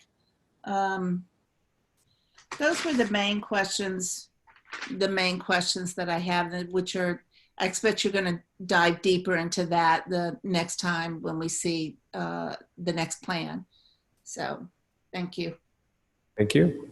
Mr. Maurer, do you have any questions? I do not have any questions at this point. And for the rest of the board members, now you can go ahead. Got a couple questions on transportation again. We talked about another survey of parents. Then from that survey, are parents going to actually commit to bring their kids and then we can reduce the busing? That's what we are looking at. So we will be collecting parent names, student names, grade levels, building, and then asking them to make a choice, recognizing that, yes, we know that that may change through the course of the school year, family circumstances, but we need a starting point to plan for. And then if something needs to change, then they'll work with the transportation department and we'll make those changes ongoing. May take a few days to be able to adjust some runs, making sure we have enough spacing on the buses. But we are going to be asking for parents to make a selection regarding, do they need busing AM and PM, AM only, PM only, or no busing needed. And that there will be alternate, meaning students could be driving, parents could be dropping off. That'll allow us from a building standpoint to also plan what that arrival and dismissal process potentially could look like based on the number of cars we could be expecting at some of the schools. And along with that, do we know, and Derek gave a couple options that are a modest increase of buses. If something like that were needed, is there going to be any additional funds from the state or federal government, do we know, to help with that? As of right now, we have one-time CARES funding, and as a district, we receive a little over $700,000. Okay. But also as part of that money, our non-public schools also get a portion of that money. And so that's in the process of working through what can be used. But again, they are one-time dollars. So once they are spent, we don't get more. We are hoping that there's potential through those county conversations that I spoke about. Are there means potentially across the county to provide additional transportation services that are maybe not traditional, what we've explored in the past. But again, we have to have further conversations and also in conversations from the county dollars if there are funds for that. Okay. I got more questions, but somebody wants to. Other board members? Yeah, Mr. Brooks, in terms of the ventilation in the buildings, I heard you say MERV 13. Is that of a level that would catch the COVID virus, to the best of our knowledge, if it were existent? So a couple different issues, one of which is the thicker the filter, the more pressure it takes to go through the filter itself, right? So a MERV 13 is something that our system can handle. They have a higher MERV number, but you need a much bigger system to be able to blow air through it. We could put in a MERV 20 or 22, but there's going to be no circulation in the thing and we'll burn the motors out. So think of it this way, that a MERV 13 is similar to like a HEPA filter that probably picks up about 98, 99% of those types of allergens that would go through that. And certainly the droplets from COVID-19 would qualify for that as well. So we'd be recycling the air less frequently by going up in the MERV, is that correct? Correct. There'll be less CFM going through the filters into the room. That's correct. So less air circulation in the room. That is correct. All right, thank you. And not to mention the systems are not designed for that. Go ahead. Mr. King. As far as screening, getting back to this screening by parents, is there something the district or Department of Education or we can put together for parents? Because quite frankly, this thing, you see all kinds of things in the news, and quite frankly, I'm confused what the symptoms would be. Would it make sense to put a one-page sheet together for our parents to say any of these symptoms? And then the second question is, probably the simplest thing they do in nursing homes is screen for temperature. Is that something we can help our parents with? Say, take your kid's temperature every morning, and if we have some parents that can't afford, I know they have these little shoot gun things to help take a kid's temperature, we'd be part of that effort. Yep. So we are, obviously an education and communication campaign needs to happen for parents in terms of what those symptoms are. So we do need to be doing that, as well as my understanding is the CDC is going to be coming out with additional documentation for students, for schools, for parents, et cetera. And so we'll be wanting to use consistent visuals and documentation that they'll see in school, as well as providing them to parents at home. When we have situations where parents don't have specific supplies, that's where we need them to reach out to our school so we can have that conversation. Some of the regular temperature, thermometers we potentially could get, some of the digital scans, there's implications. If you're outside, we talked about this from the athletic piece, you're outside for a little bit of time, your exterior temperature can be a little bit higher, so we need a cooling down period. And so we want to make sure that if someone needs something, that we're able to potentially point them in the right direction or have it.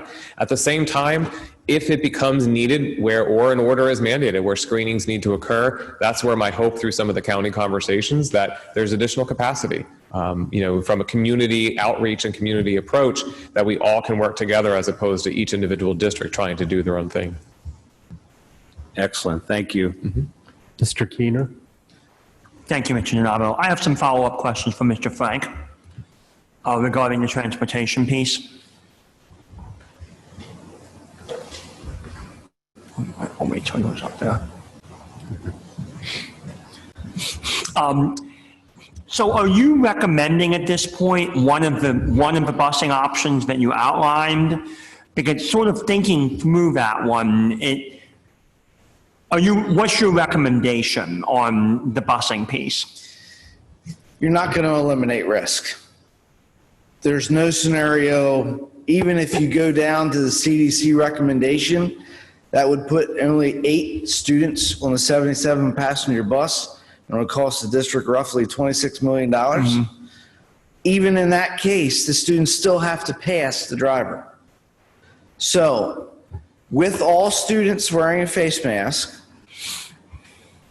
I at this point, looking at the resources that we could potentially gain from the bus company, I think we up the cleaning to twice a day compared to what we were doing, and realizing more parents are going to probably take their kids directly to school.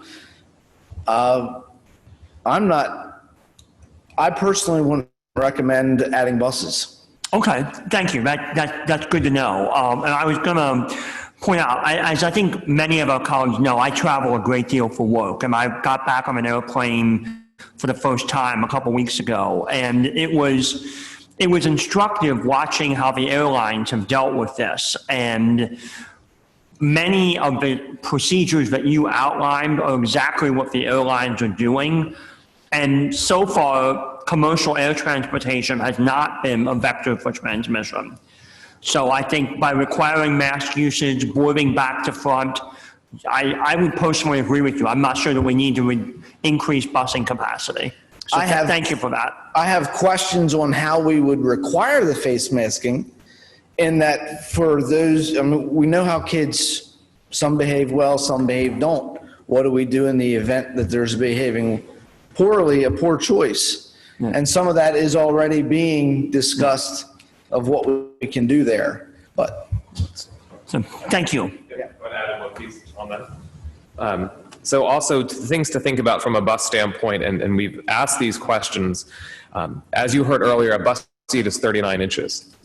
2 students with face coverings sitting on one bus seat are already less than the minimum 3 feet, which is a recommendation. And so when asked to some of the medical professionals, well, if you're okay with having 2 students on a bus seat, less than at least the minimum of 3 feet, even though the goal is 6, is there any difference if 2 are there versus 3 with face coverings? Right. And so when posed that question, the response back was, that's a good question.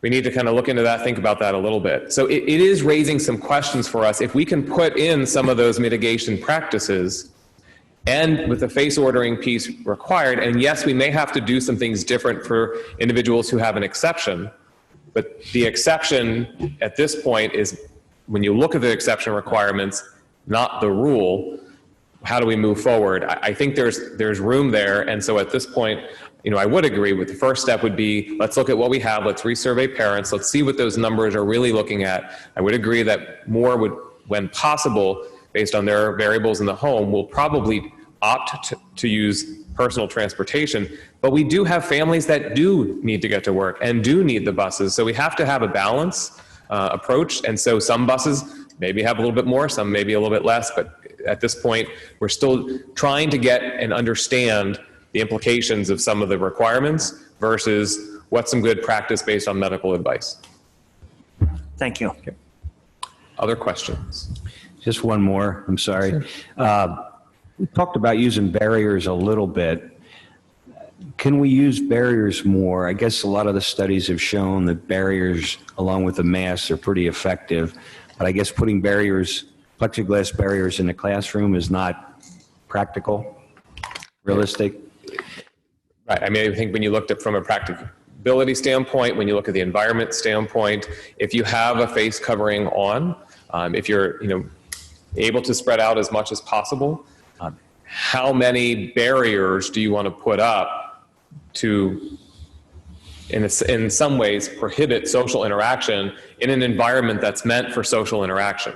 So I think we have to look at the environments that do need the barriers as the first step, and then determine what's next. We were asked questions, in some cases, I think when you come in the administration building, right at that window, when you go up to that window, there's now a barrier there. That's typical. You see that in doctor's offices, you see that in other places. That makes sense because you don't necessarily have the means to have that social distancing. But in a classroom, I'm hesitant to say that all students will sit at a desk with a barrier around them because what's that barrier going to look like? Adhering that barrier to a desk is potentially going to have other implications. So it's not that we're ruling that out. I don't know that that would rise to something that initially needs to happen. I think we have to look at the classrooms first, what's possible in terms of spreading out, and that is occurring as teams are working on building plans and whatnot, taking a look at those classrooms. You saw some classrooms that we've set up. We're walking through trying to get a better sense of what might be needed, but in some cases it may evolve. At the same time, once the teaching starts, once interaction with students starts, reconnecting, engaging in those conversations, I want to be hesitant that we're not jumping too far down the path and putting things up if it's not truly needed in the end. Gotcha. Well, I just wanted to add that I know you talked about they're worried about sitting in desks facing forward. That's what I did in school, and it wasn't too bad, but it works, So that was many years ago, but anyways, thank you. Yep. Mr. Smiley. In regards to the immense cleaning that's going to happen here, who's picking that up? I mean, I'm trying to visualize one class going out, another one coming in, and a couple of elves run out and clean all the seats, and then they run back in. Mm-hmm. I mean, how is that going to happen? Yep. So, I'll start and then I'll turn it over to Mr. Brooks. So right now, our amazing custodial team members in the buildings, when we know that classrooms are empty, they'll have the ability to get into those classrooms to do some spraying, as Mr. Brooks talked about. At the same time, walking around through the day in terms of, sanitizing those high-touch areas. In the cafeteria, our wonderful food services team has already been doing that on a consistent basis. It'll just have to be more. We may need more staff at the same time to be able to really try and stay on top of that. At the same time, Mr. Brooks is working with the team to try and find more automated ways. We talked about the automated scrubbers, and going through the hallways to free up individuals to have more time cleaning. We'll have this later in the conversation, but cleaning bottles and towels and things in classrooms to be able to have things sprayed down and let it stay there. And if it's students need to come in, it can be wiped, but the ideal would be that it's sprayed and it stays. And it's not getting wiped off right away. So if there's enough time in between, but in the end, it's going to be everybody kind of doing their part in terms of trying to help on some of the cleaning side. But again, we also may come back and say we don't have enough staff based on some of the schedules, and some of it we have to walk through to see what is really realistic when you look at the personnel. Anything else for that? So just to give you an example, if I were to go ahead and once we all leave here, I come in and spray down every one of these tables in here and then wipe it down, I'm probably looking about 15 minutes, right, from start to finish. By coming in with a sprayer with a fogger and a mister, I'm putting down the material and it's laying a nice little coat on top of everything, and I'm walking out of the room. I can be done this room in 3 or 4 minutes. So again, by using automation will help us a little bit for that. There may be some additional staff, but we're all in this together. So everybody in this operation is going to have to work together to get that done. Now we do have many of the classes at the elementary school, the cohorts will be in the same classroom. They'll leave to go to a special and then they'll come back. Now, certainly the special rooms will have a change of cohort in, but if a third grade class is always in that classroom, except for specials, for example, we really don't need to sanitize after that group leaves because the kids are coming right back to the same desks after that particular special. So there's some factors, and we're still working through that. I wish I could tell you we have all the answers and my crystal ball works, but unfortunately it's on the fritz because I don't know the lottery numbers either. But we're working towards that. Okay? One more, and I'll shut up. In addition to the screening, I think one of the biggest challenges here is going to be proper wearing of masks. And just to give you an example, I went into Walmart the other day and they were checking for masks. I get through a couple rows and people just take them off. People are wearing masks below their nose, which provides no protection. Some families don't think this is a big deal. It's like a cold, and some people take it serious. So you're going to have some kids that are coming from homes that their parents think, no big deal, and some that take it seriously. So kids wearing the mask properly is going to be your biggest challenge. Have we thought about how we're going to make sure that happens correctly and kids don't divert and just have them hanging off their face or take them off? Yeah, I mean, our nursing staff has done a wonderful job, and even while we were away and enforced closure in terms of staying healthy, washing hands, producing short videos, we are going to also have to just do lessons with students, and there's questions around it as well, in terms of, before I took it off, I cleaned my hands, if I want to be able to put it back on, I should clean my hands. But we have to be engaging in those conversations and starting to have us think potentially a little differently and being mindful of where we put our mask when we take it off. And so that's just some of the practices and some of the mindsets that we're going to have to work to shift. But we have to spend time teaching and we have to spend time practicing. Working with kids, working with young kids in the past, middle school kids that I've worked with in the past, they may not always like some of the pieces, but if we engage and have the relationship and really work to teach and help them understand why, 9 times out of 10, we'll be okay. There is a question in terms of enforcement. I think in that case, we have to be able to sit and listen, have conversations, help educate us to why we need to do what we do and the potential implications for not doing it. But at the same time, be respectful of anyone who isn't wearing a mask. And again, presuming the positive intention, it may not be because they just don't agree with it. Yeah. It could be because there's a legitimate exception that they need to not wear a mask. And we have to be okay with that. But at the same time, we also have to then be mindful of social distancing and respecting people's space. Thanks. Mm-hmm. Any other questions on this particular section? Okay, we will continue moving on to the next section. The sections get a little smaller at this point. So the next section we're going to talk about is a Plan B, where students return to school in a non-traditional format. And so this is an option, but you see the question mark there. And it's a question mark because early on there was a lot of conversation. Once schools closed about when we reopen, having options for parents to choose for their students, whether students came every day, whether students could come 2 days a week and then be online, the other 3 days of the week, or vice versa. And as we started looking into that early on, we really questioned, what does that really mean? And again, the hybrid model is what people were talking about. And that truly is attending school on specific limited days. So initially, we were not looking at this in any way, shape, or form, partially because there was no legislation to our knowledge that it was even legal to do that. And what we did just recently learn from the Department of Education is they found a section in the school code that does permit a school board to make some additional adjustments, and I'll get to that shortly.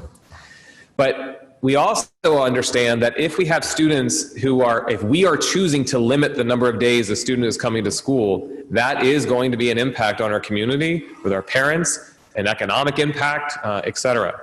So that has some potential negative implications there. So currently, we do not believe it's a viable option for our district.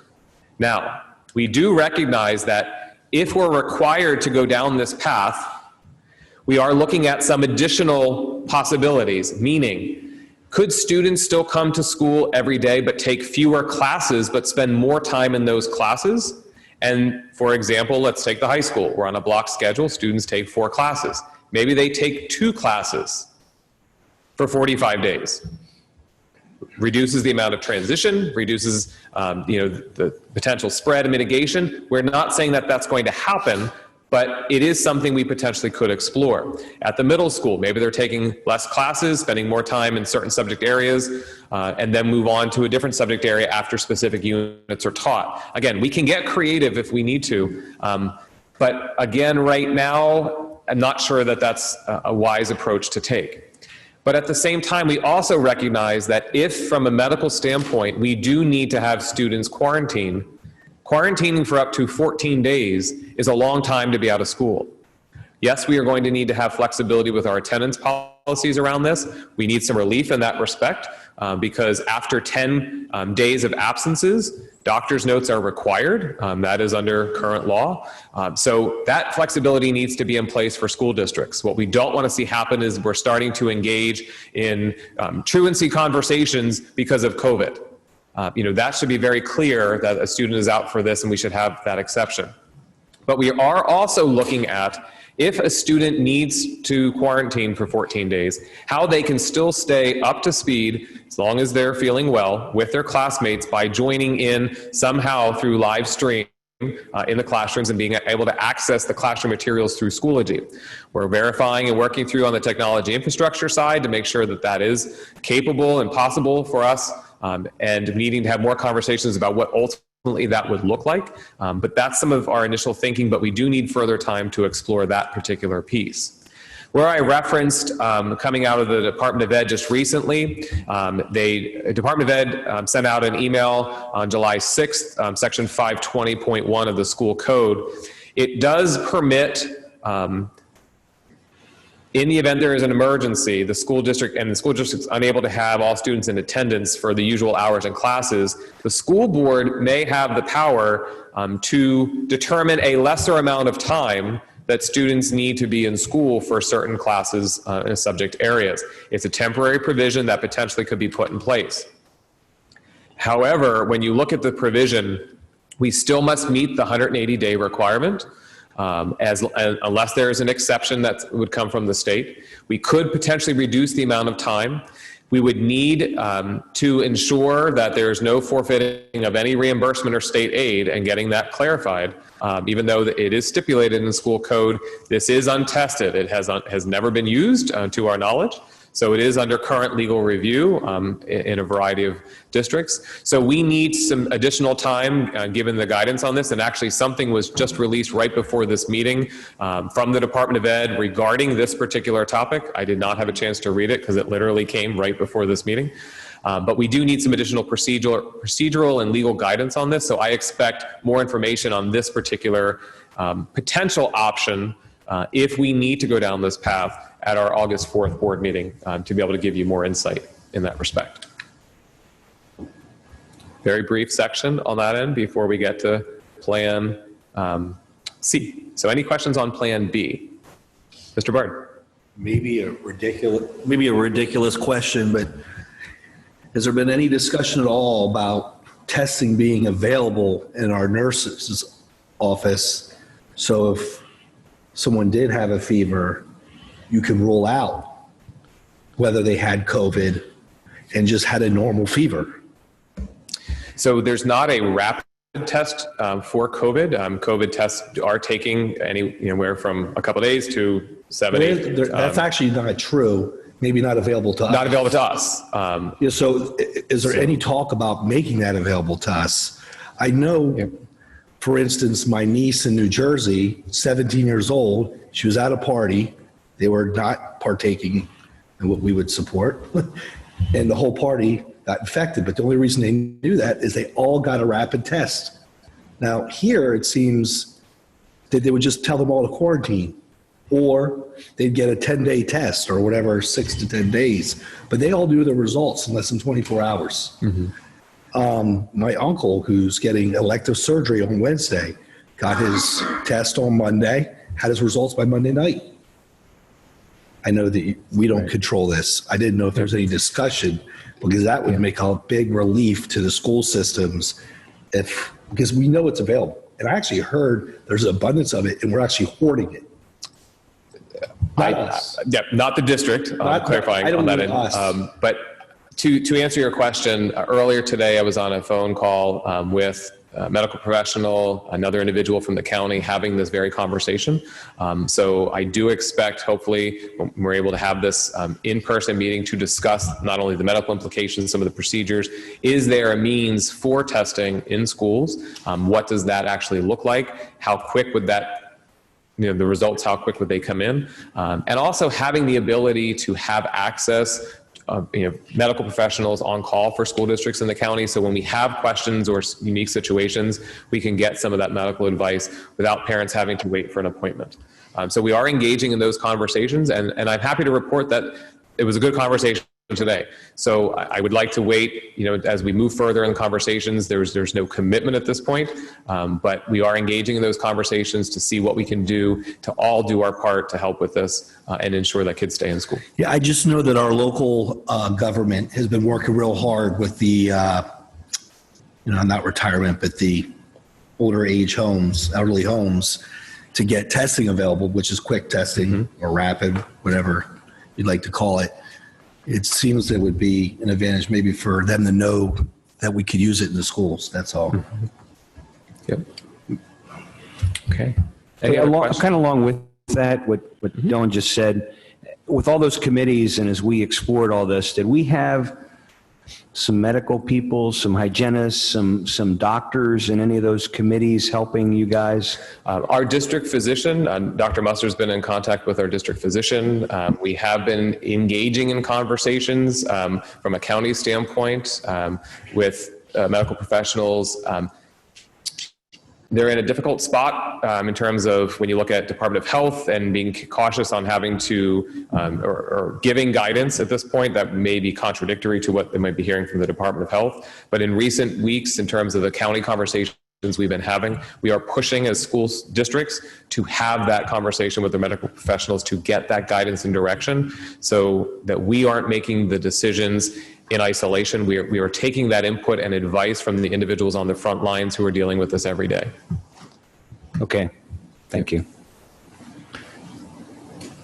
Okay, anything else on this section? Mrs. Johnson, Mrs. Mauer, do you have any questions? No questions. No questions. Thank you. Okay, we'll move on to the next section.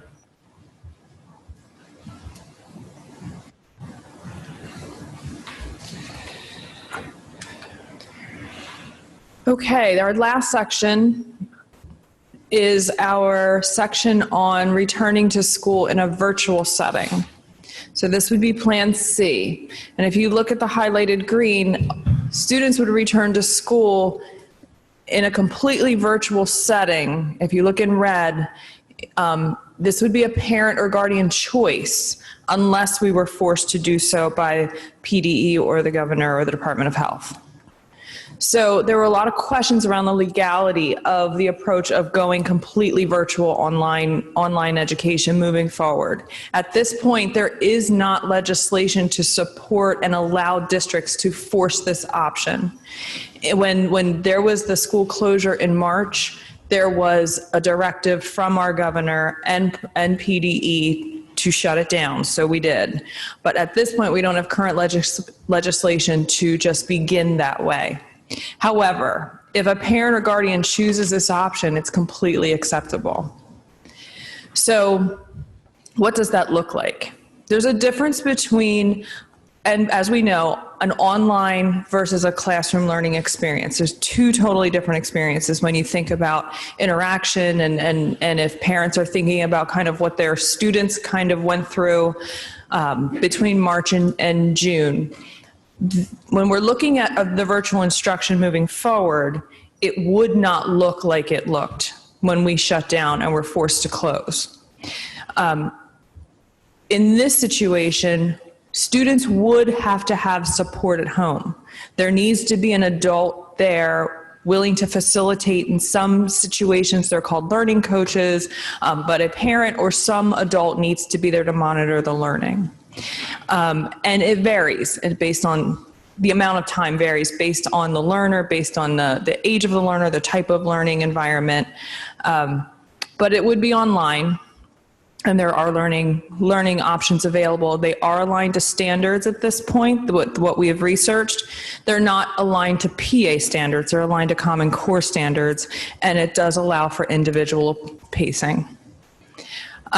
If parents or guardians opt into this option for their student, we have at Hempfield a fully online program ready to go K to 12. It is not the same program specifically at the elementary level that was used between March and June. This is another program that we have researched in partnership with the intermediate unit for students to engage in, which is in a later slide. If this is the option that is chosen, the student does remain a Hempfield student.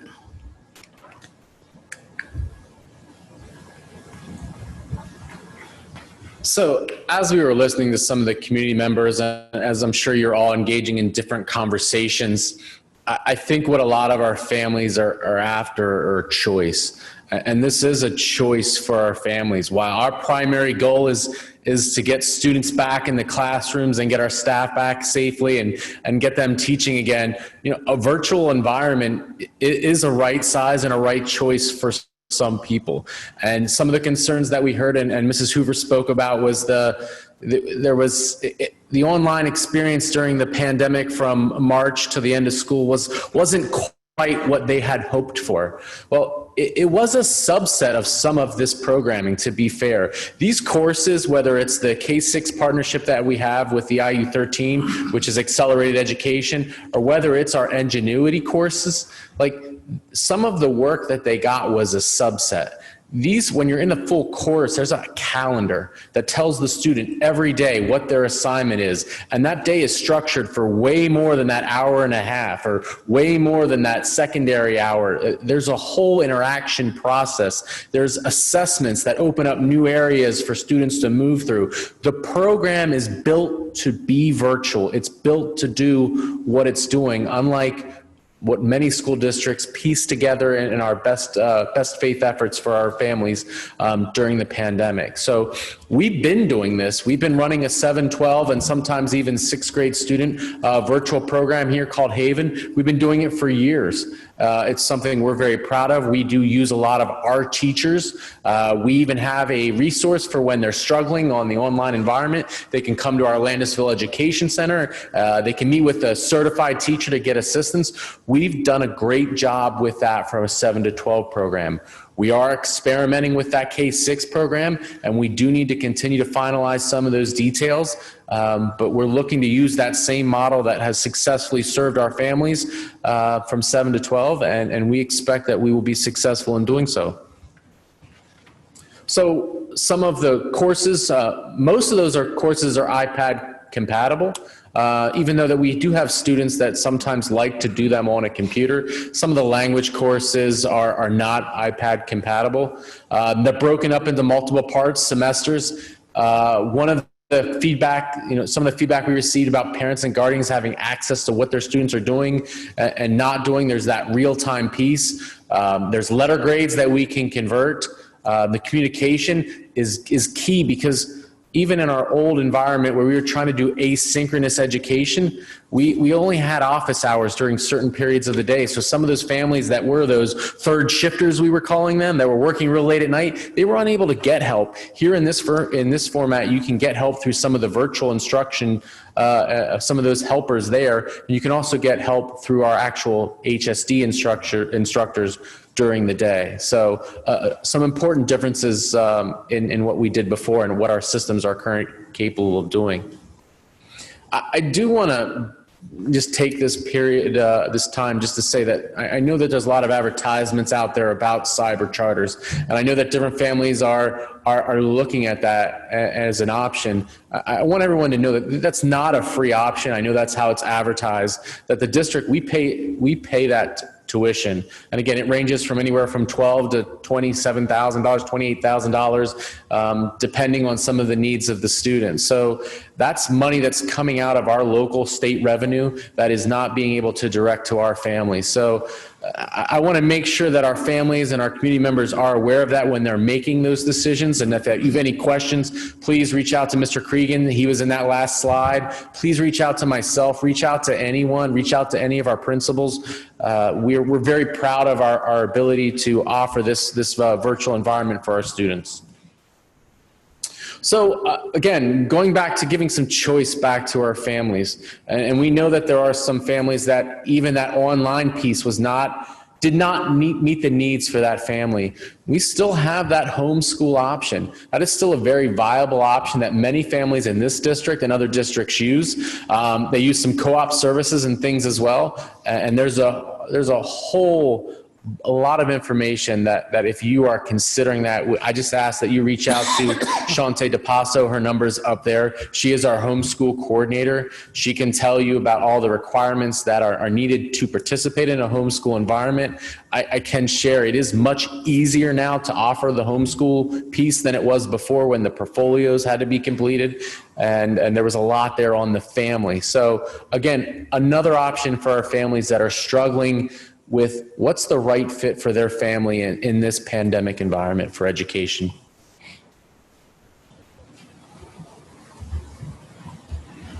I do just want to add one other thing about the elementary. Although Edgenuity 7 through 12 is aligned to the Hempfield courses in some ways, and the teachers are more familiar with those, at the elementary level, the accelerated education that we're exploring is something completely separate. So it doesn't align to what would be happening in the classroom. So if the virtual option is chosen, it is a program unto itself, as opposed to aligned to what is happening day to day in the classrooms in the district. Yeah. And not to be too blunt with it, it is one of those things when you're in that program, jumping back and forth would be a concern. So we just ask that families weigh those decisions and at least stick with it through one of the semester breaks so we can craft a program just like any new student coming into the district to meet that student's needs where they're at in their programming. But jumping back and forth does create gaps in programming for students. So a good point. Thank you, Mrs. Hoover.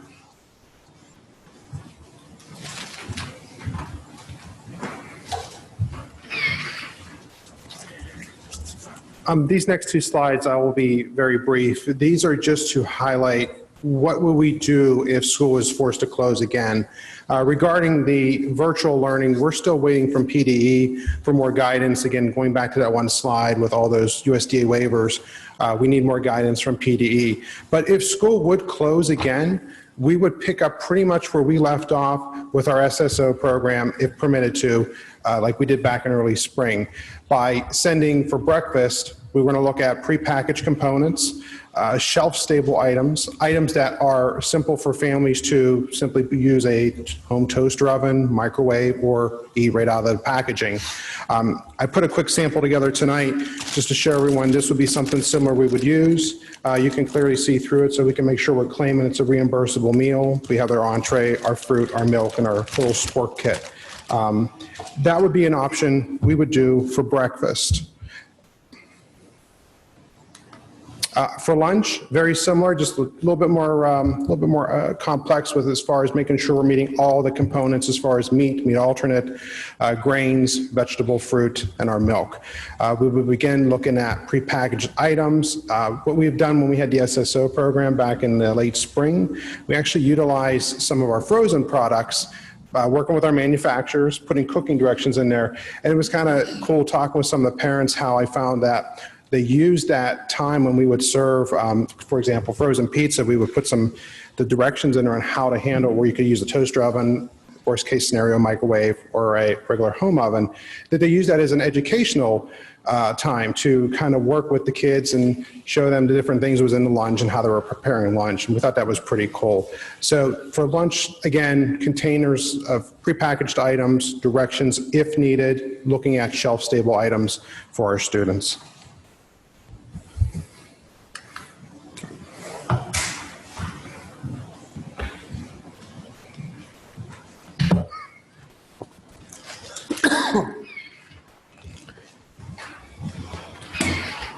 Mr. Maurer, Mr. Johnston, any No questions? questions. If I can just add one more piece before we. Okay, I'm sorry. The other piece, just to mention, and we did not have it on the slide, but in doing some research, as well as we were looking from the virtual side, the Accelerate Education platform is actually a platform that PA Cyber School uses. So it is an identical platform. It would be obviously cheaper going through Hempfield than going right to PA Cyber. But in working with the IU, there's a variety of options. And this past March through June, the state provided Edgenuity. We have Edgenuity, as Dr. Muster and Mrs. Hoover talked about, as preset courses. But adding Accelerate Education was something we felt would be another option at the elementary level because other cybers use that platform. So no, questions? Mrs. Johnson, Mrs. Maurer? I don't have any questions. No questions. Board members? I do have Mr. Aloisi. Go ahead. No, you're. So just speaking hypothetically, after hearing what you had to say, Maria, about families who might, in the elementary grades, that might choose to go online. So let's say hypothetically we have a family with a child who's entering third grade, and they say we want to go online this year, and they spend the entire year online. What challenges might that family have with that student then going to fourth grade? If you're saying that whatever we're looking at offering is not going to be aligned directly to what the in-school piece would be at Hempfield. We would, is this on? We would treat, I don't know if it's on. Am I on? Okay. We would treat that student or those students exactly as we treat any new student coming in from another program or district or virtual setting, because we have students that transfer in from all of those settings already. So it wouldn't be any different than that, and I don't know that that student would be any more behind or on target as any other student coming into our district from another district. The big thing is what Dr. Muster said when he talked about going back and forth from virtual to regular setting within, let's say, after a month or so, it's not working. We would still accept that student and treat that student like a new student. We would work to fill those gaps if there were any, and have them work with our teachers and as we would any other student coming in. I think going back and forth would cause during the course of 1 year. Yeah, if they're in the course for a year or even a semester.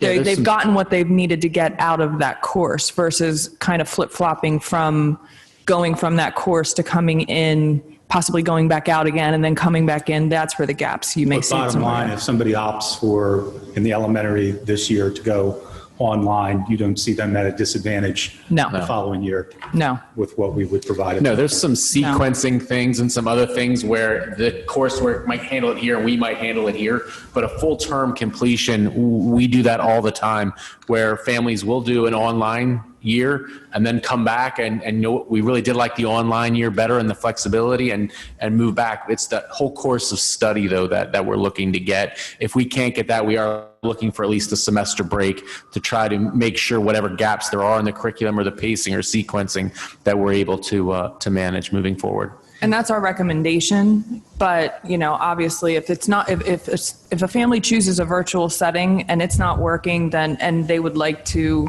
come back then to the brick and mortar, then that's perfectly fine. Yeah. Or vice versa. Yeah. The other piece that we need in terms of finalizing detail when you look at the courses is to get a listing of the standards, comparing it to the PA standards. Typically, what has happened in the past with the standards movement, Pennsylvania just Pennsylvaniaized the previous Common Core standards.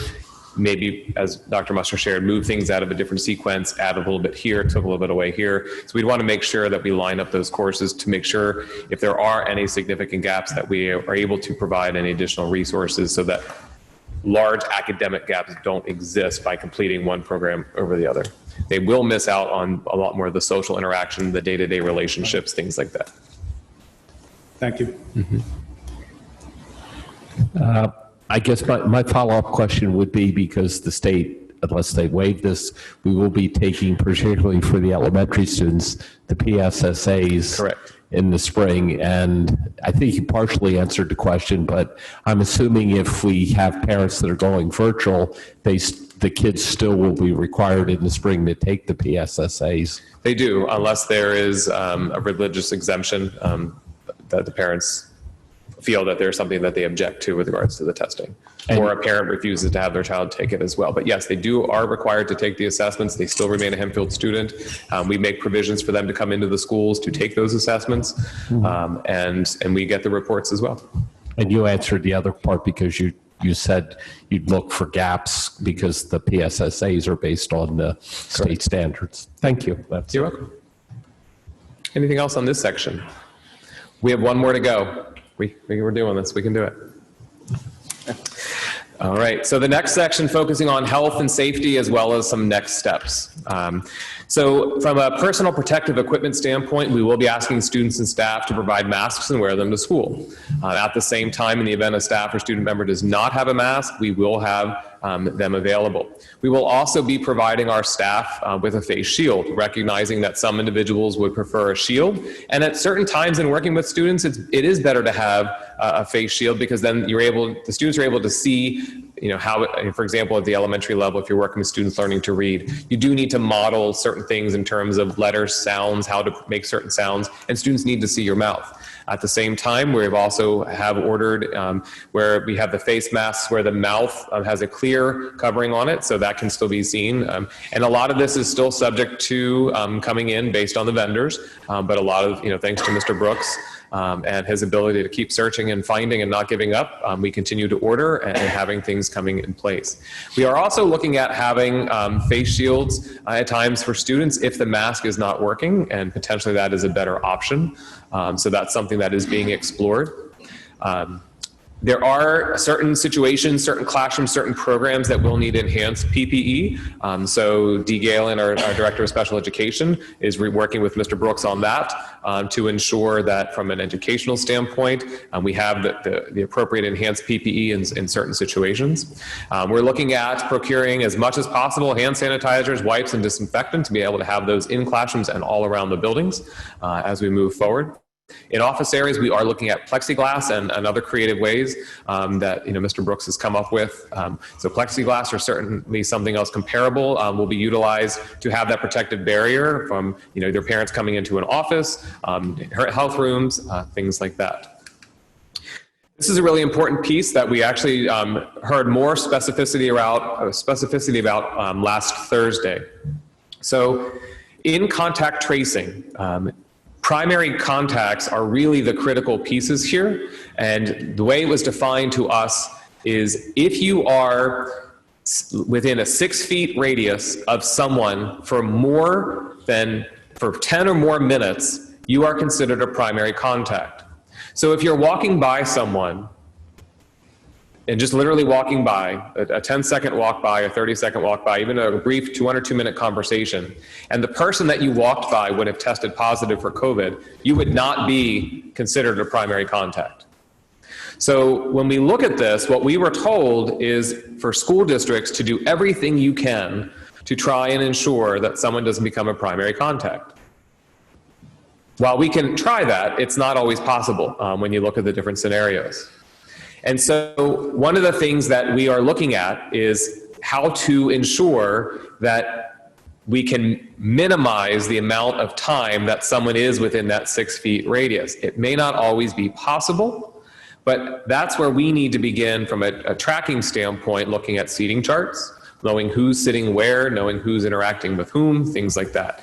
But we need everyone to be mindful of this from the standpoint of, yes, I may be able to, with my mask on, or if I have an exception, not go up and work with a student for a brief period of time, but then I should be able to move away.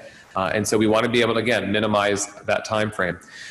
And so we're going to be using this notion whether you're having lunch, whether staff members are having lunch, all of this applies to everybody, students and staff. So we worked on creating this visual to kind of think, okay, there's that 6 feet radius. If you are within that for 10 or more minutes, That is where then we want to start to be mindful of who those individuals are.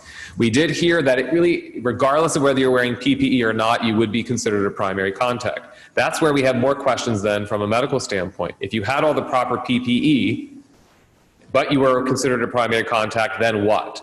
If you're critical to our infrastructure, are we designated by the Department of Health as congregate settings such as hospitals where they can make some additional adjustments depending on their timeframes? Again, more information is needed for us as a school system on that from our medical professionals. We've asked a lot of questions around quarantining and exclusions from school. Obviously, from the CDC standpoint, wanting to make sure that we're aware of those symptoms, 100.4 degrees Fahrenheit. Not 100, not 100.3, but it's 100.4. That is what the fever threshold is.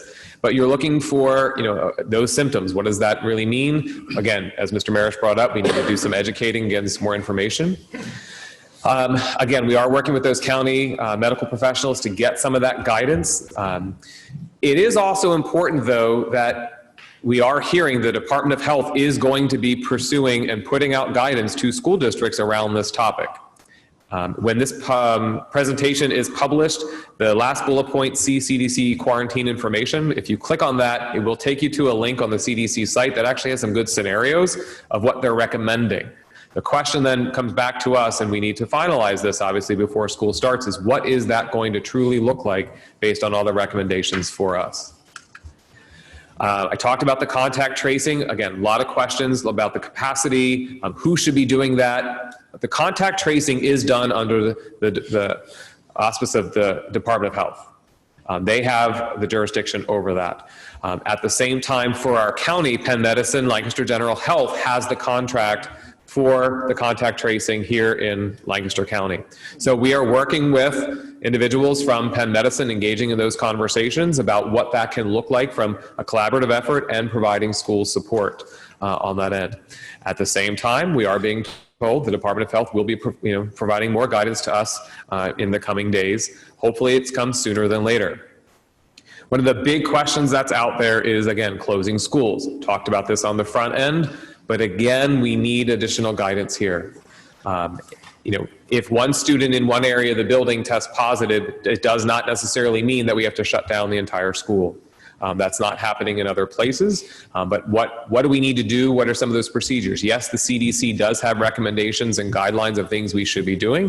Mr. Brooks is working with our maintenance custodial teams to make sure that they have the proper equipment to be able to go in, provide that cleaning. Our nursing staff is regularly working, regularly working on procedures and guidance and trying to think through what that process will look like if they're notified that a student has potential symptoms of COVID. They've developed plans that are under review at this point. But again, we are hopeful that there is guidance provided not only from the medical professionals, but Department of Health and PDE. Yes, we as a school district, I as a superintendent can close school, but we want to be mindful that we're not just closing school just because we have one case. We have to really think this through from a process standpoint, because every time we close school, it is going to impact learning for students. And by approving the FID application this evening, that gives us 5 days. There is a provision now that we're understanding in school code that may give the board some additional latitude that we potentially could come back to you with a plan. That's more to come on that end. But this topic of closing schools is really going to be something we have to really think through and have some more conversation about before just rolling out kind of that process. And then I want to thank East Hempfield for this, Emergency Management Services that we've been working with. They've worked on creating this flow chart, and we've adapted it based on CDC guidelines. Having our district physician review this. This is simply a draft at this point. It needs further review. It needs additional information. But we want to have something like this, different scenarios, to help everyone understand what should happen in the event of a certain situation. So we're going to be working to build additional flow charts under the direction of medical professionals, under review, again, checking with our district physician. We'll be bringing these back, but we want these to be able to apply to students and staff. We don't want separate documents. It should be able to apply for what we're doing. In the event we have the ability to do some things different for staff, then yes, we will have a different flow chart. But we are looking to have these charts available, and as we work through this, Again, we'll update this, provide more specificity, but we wanted you to see some of the kind of the initial thinking, recognizing this is just a draft and it's solely based on the CDC guidelines at this point. So getting to the end, there's just one more slide after this one. Next steps, obviously we have to go back, checking back in with our planning groups, continuing to have conversations. We are going to begin, as we did during the closure, we had weekly district-wide staff meetings. We are going to restart those starting next week. Part of those meetings, our hope is to be able to not only answer questions, but also start providing education. Wanting to get some of the experts in the county to be able to join in some of those conversations to help educate on, here are some facts versus some of the myths that are out there, where to look for some good information, how to really evaluate the sources that are out there from a medical side of things. I think those are all important for us to be looking at. There is a good document that the county has produced in terms of dashboards. All of the hospitals in the area have dashboards where you can actually see the number of patients that are currently in the hospital. For example, at LGH, if you look at their dashboard, there are 17 COVID patients, and it breaks down where those patients are, whether they're in ICU, whether they're on ventilators, et cetera. You can also see county numbers, and you can also see kind of some potential hotspots, but you need to look at the age breakdown based on the hotspots to see, where the flare-ups of COVID are really occurring. We are going to be resurveying parents, so that survey will be coming out by the middle of next week. That survey will be open until around the July 29th timeframe, and then we will be following up with individual families if we have not heard from them in completing that survey. We'll be using a variety of methods to push that information out. All of our building principals are working in conjunction with Dr. Musser, Mrs. Hoover, their teams in their buildings. They're working on now very detailed plans, kind of step by step. Two of our principals worked through under the facility and logistics committee that was working kind of a really good thought process from the moment an employee shows up at the building until the end of the day when an employee leaves and everything that happens in between. What is that going to look like in their buildings? Once those plans are reviewed and submitted, we are actually going to be splitting up into teams, probably asking if any board members want to join in on some of that, and going to the buildings, hearing from the principal, kind of walk through their plan in the building, just for some fresh eyes, fresh perspective, and just being able to see and ask questions on that end. We will be coming back with another presentation. The template itself for the state plan, we are looking for approval potentially August 4th. We have another board meeting August 11th. It just has to be approved prior to the start of school. That template in itself is a broad document. The detail, the specificity, we're looking at having the template completed as well as a very detailed district plan. So approval for the template may happen on the 4th. It could also happen on the 11th at the same time. And we will continue working on providing communication to our community. Again, we know that there are a lot of questions, a lot of what if questions. Earlier, over the last 2 days, we've received a bunch. So I have all of those if they've been sent to me, if they've been sent to Mrs. Miller. And so we're keeping those questions. We're working on creating FAQs to be able to answer some of those questions and providing some of that guidance out there. But there are a lot of, what if questions. So for example, I'm going to read one just to kind of show some of the questions that we are getting. If a teacher had 5 classes a day with 30 students each, do all 150 students need to stay home and quarantine for 14 days if the teacher tests positive for COVID? Do all of those 150 students now have to get tested? Who pays for those tests? Those are the types of questions we're getting in terms of detail. So we'll work to provide answers to questions like that. At the same time, if parents do have questions regarding homeschooling, we encourage them to reach out to Shantae DePasso. It was on the presentation. Her contact information is on the website. If you have questions about the virtual program, we encourage you to reach out to Brendan Cregan. Again, we're still working through at the elementary. The secondary is obviously ready to go on that end. Elementary will be ready for the start of the school year if parents choose that option. And then we'll keep coming back. Our steering committee will keep meeting. The planning groups will keep meeting. And we'll keep bringing information back to everybody. And so I know this was a lot of information. I do thank you for your time and your patience. We tried to go through it as quick as we could. And so at this point, we'll open it up for any questions under the health and safety and next steps section, as well as just any other final questions before we get to the voting items on the agenda. I'll do, Mr. Mauer, Mrs. Johnson, any question? I do have a comment to make. I want to thank the entire team for the efforts that they have put forth in putting together this baseline. Obviously, there's still a lot of other issues to resolve and questions, but you've done an outstanding job, I think, in thinking through many of the issues and creating a baseline framework. Thank you. Thank you, Mr. Maurer. Any other questions? I just want to say I agree with Mr. Maurer. You guys have done a great job of sorting through all this material and coming up with a plan. I look forward to hearing more. So thank you very much. Thank you, Ms. Johnson. Anything else?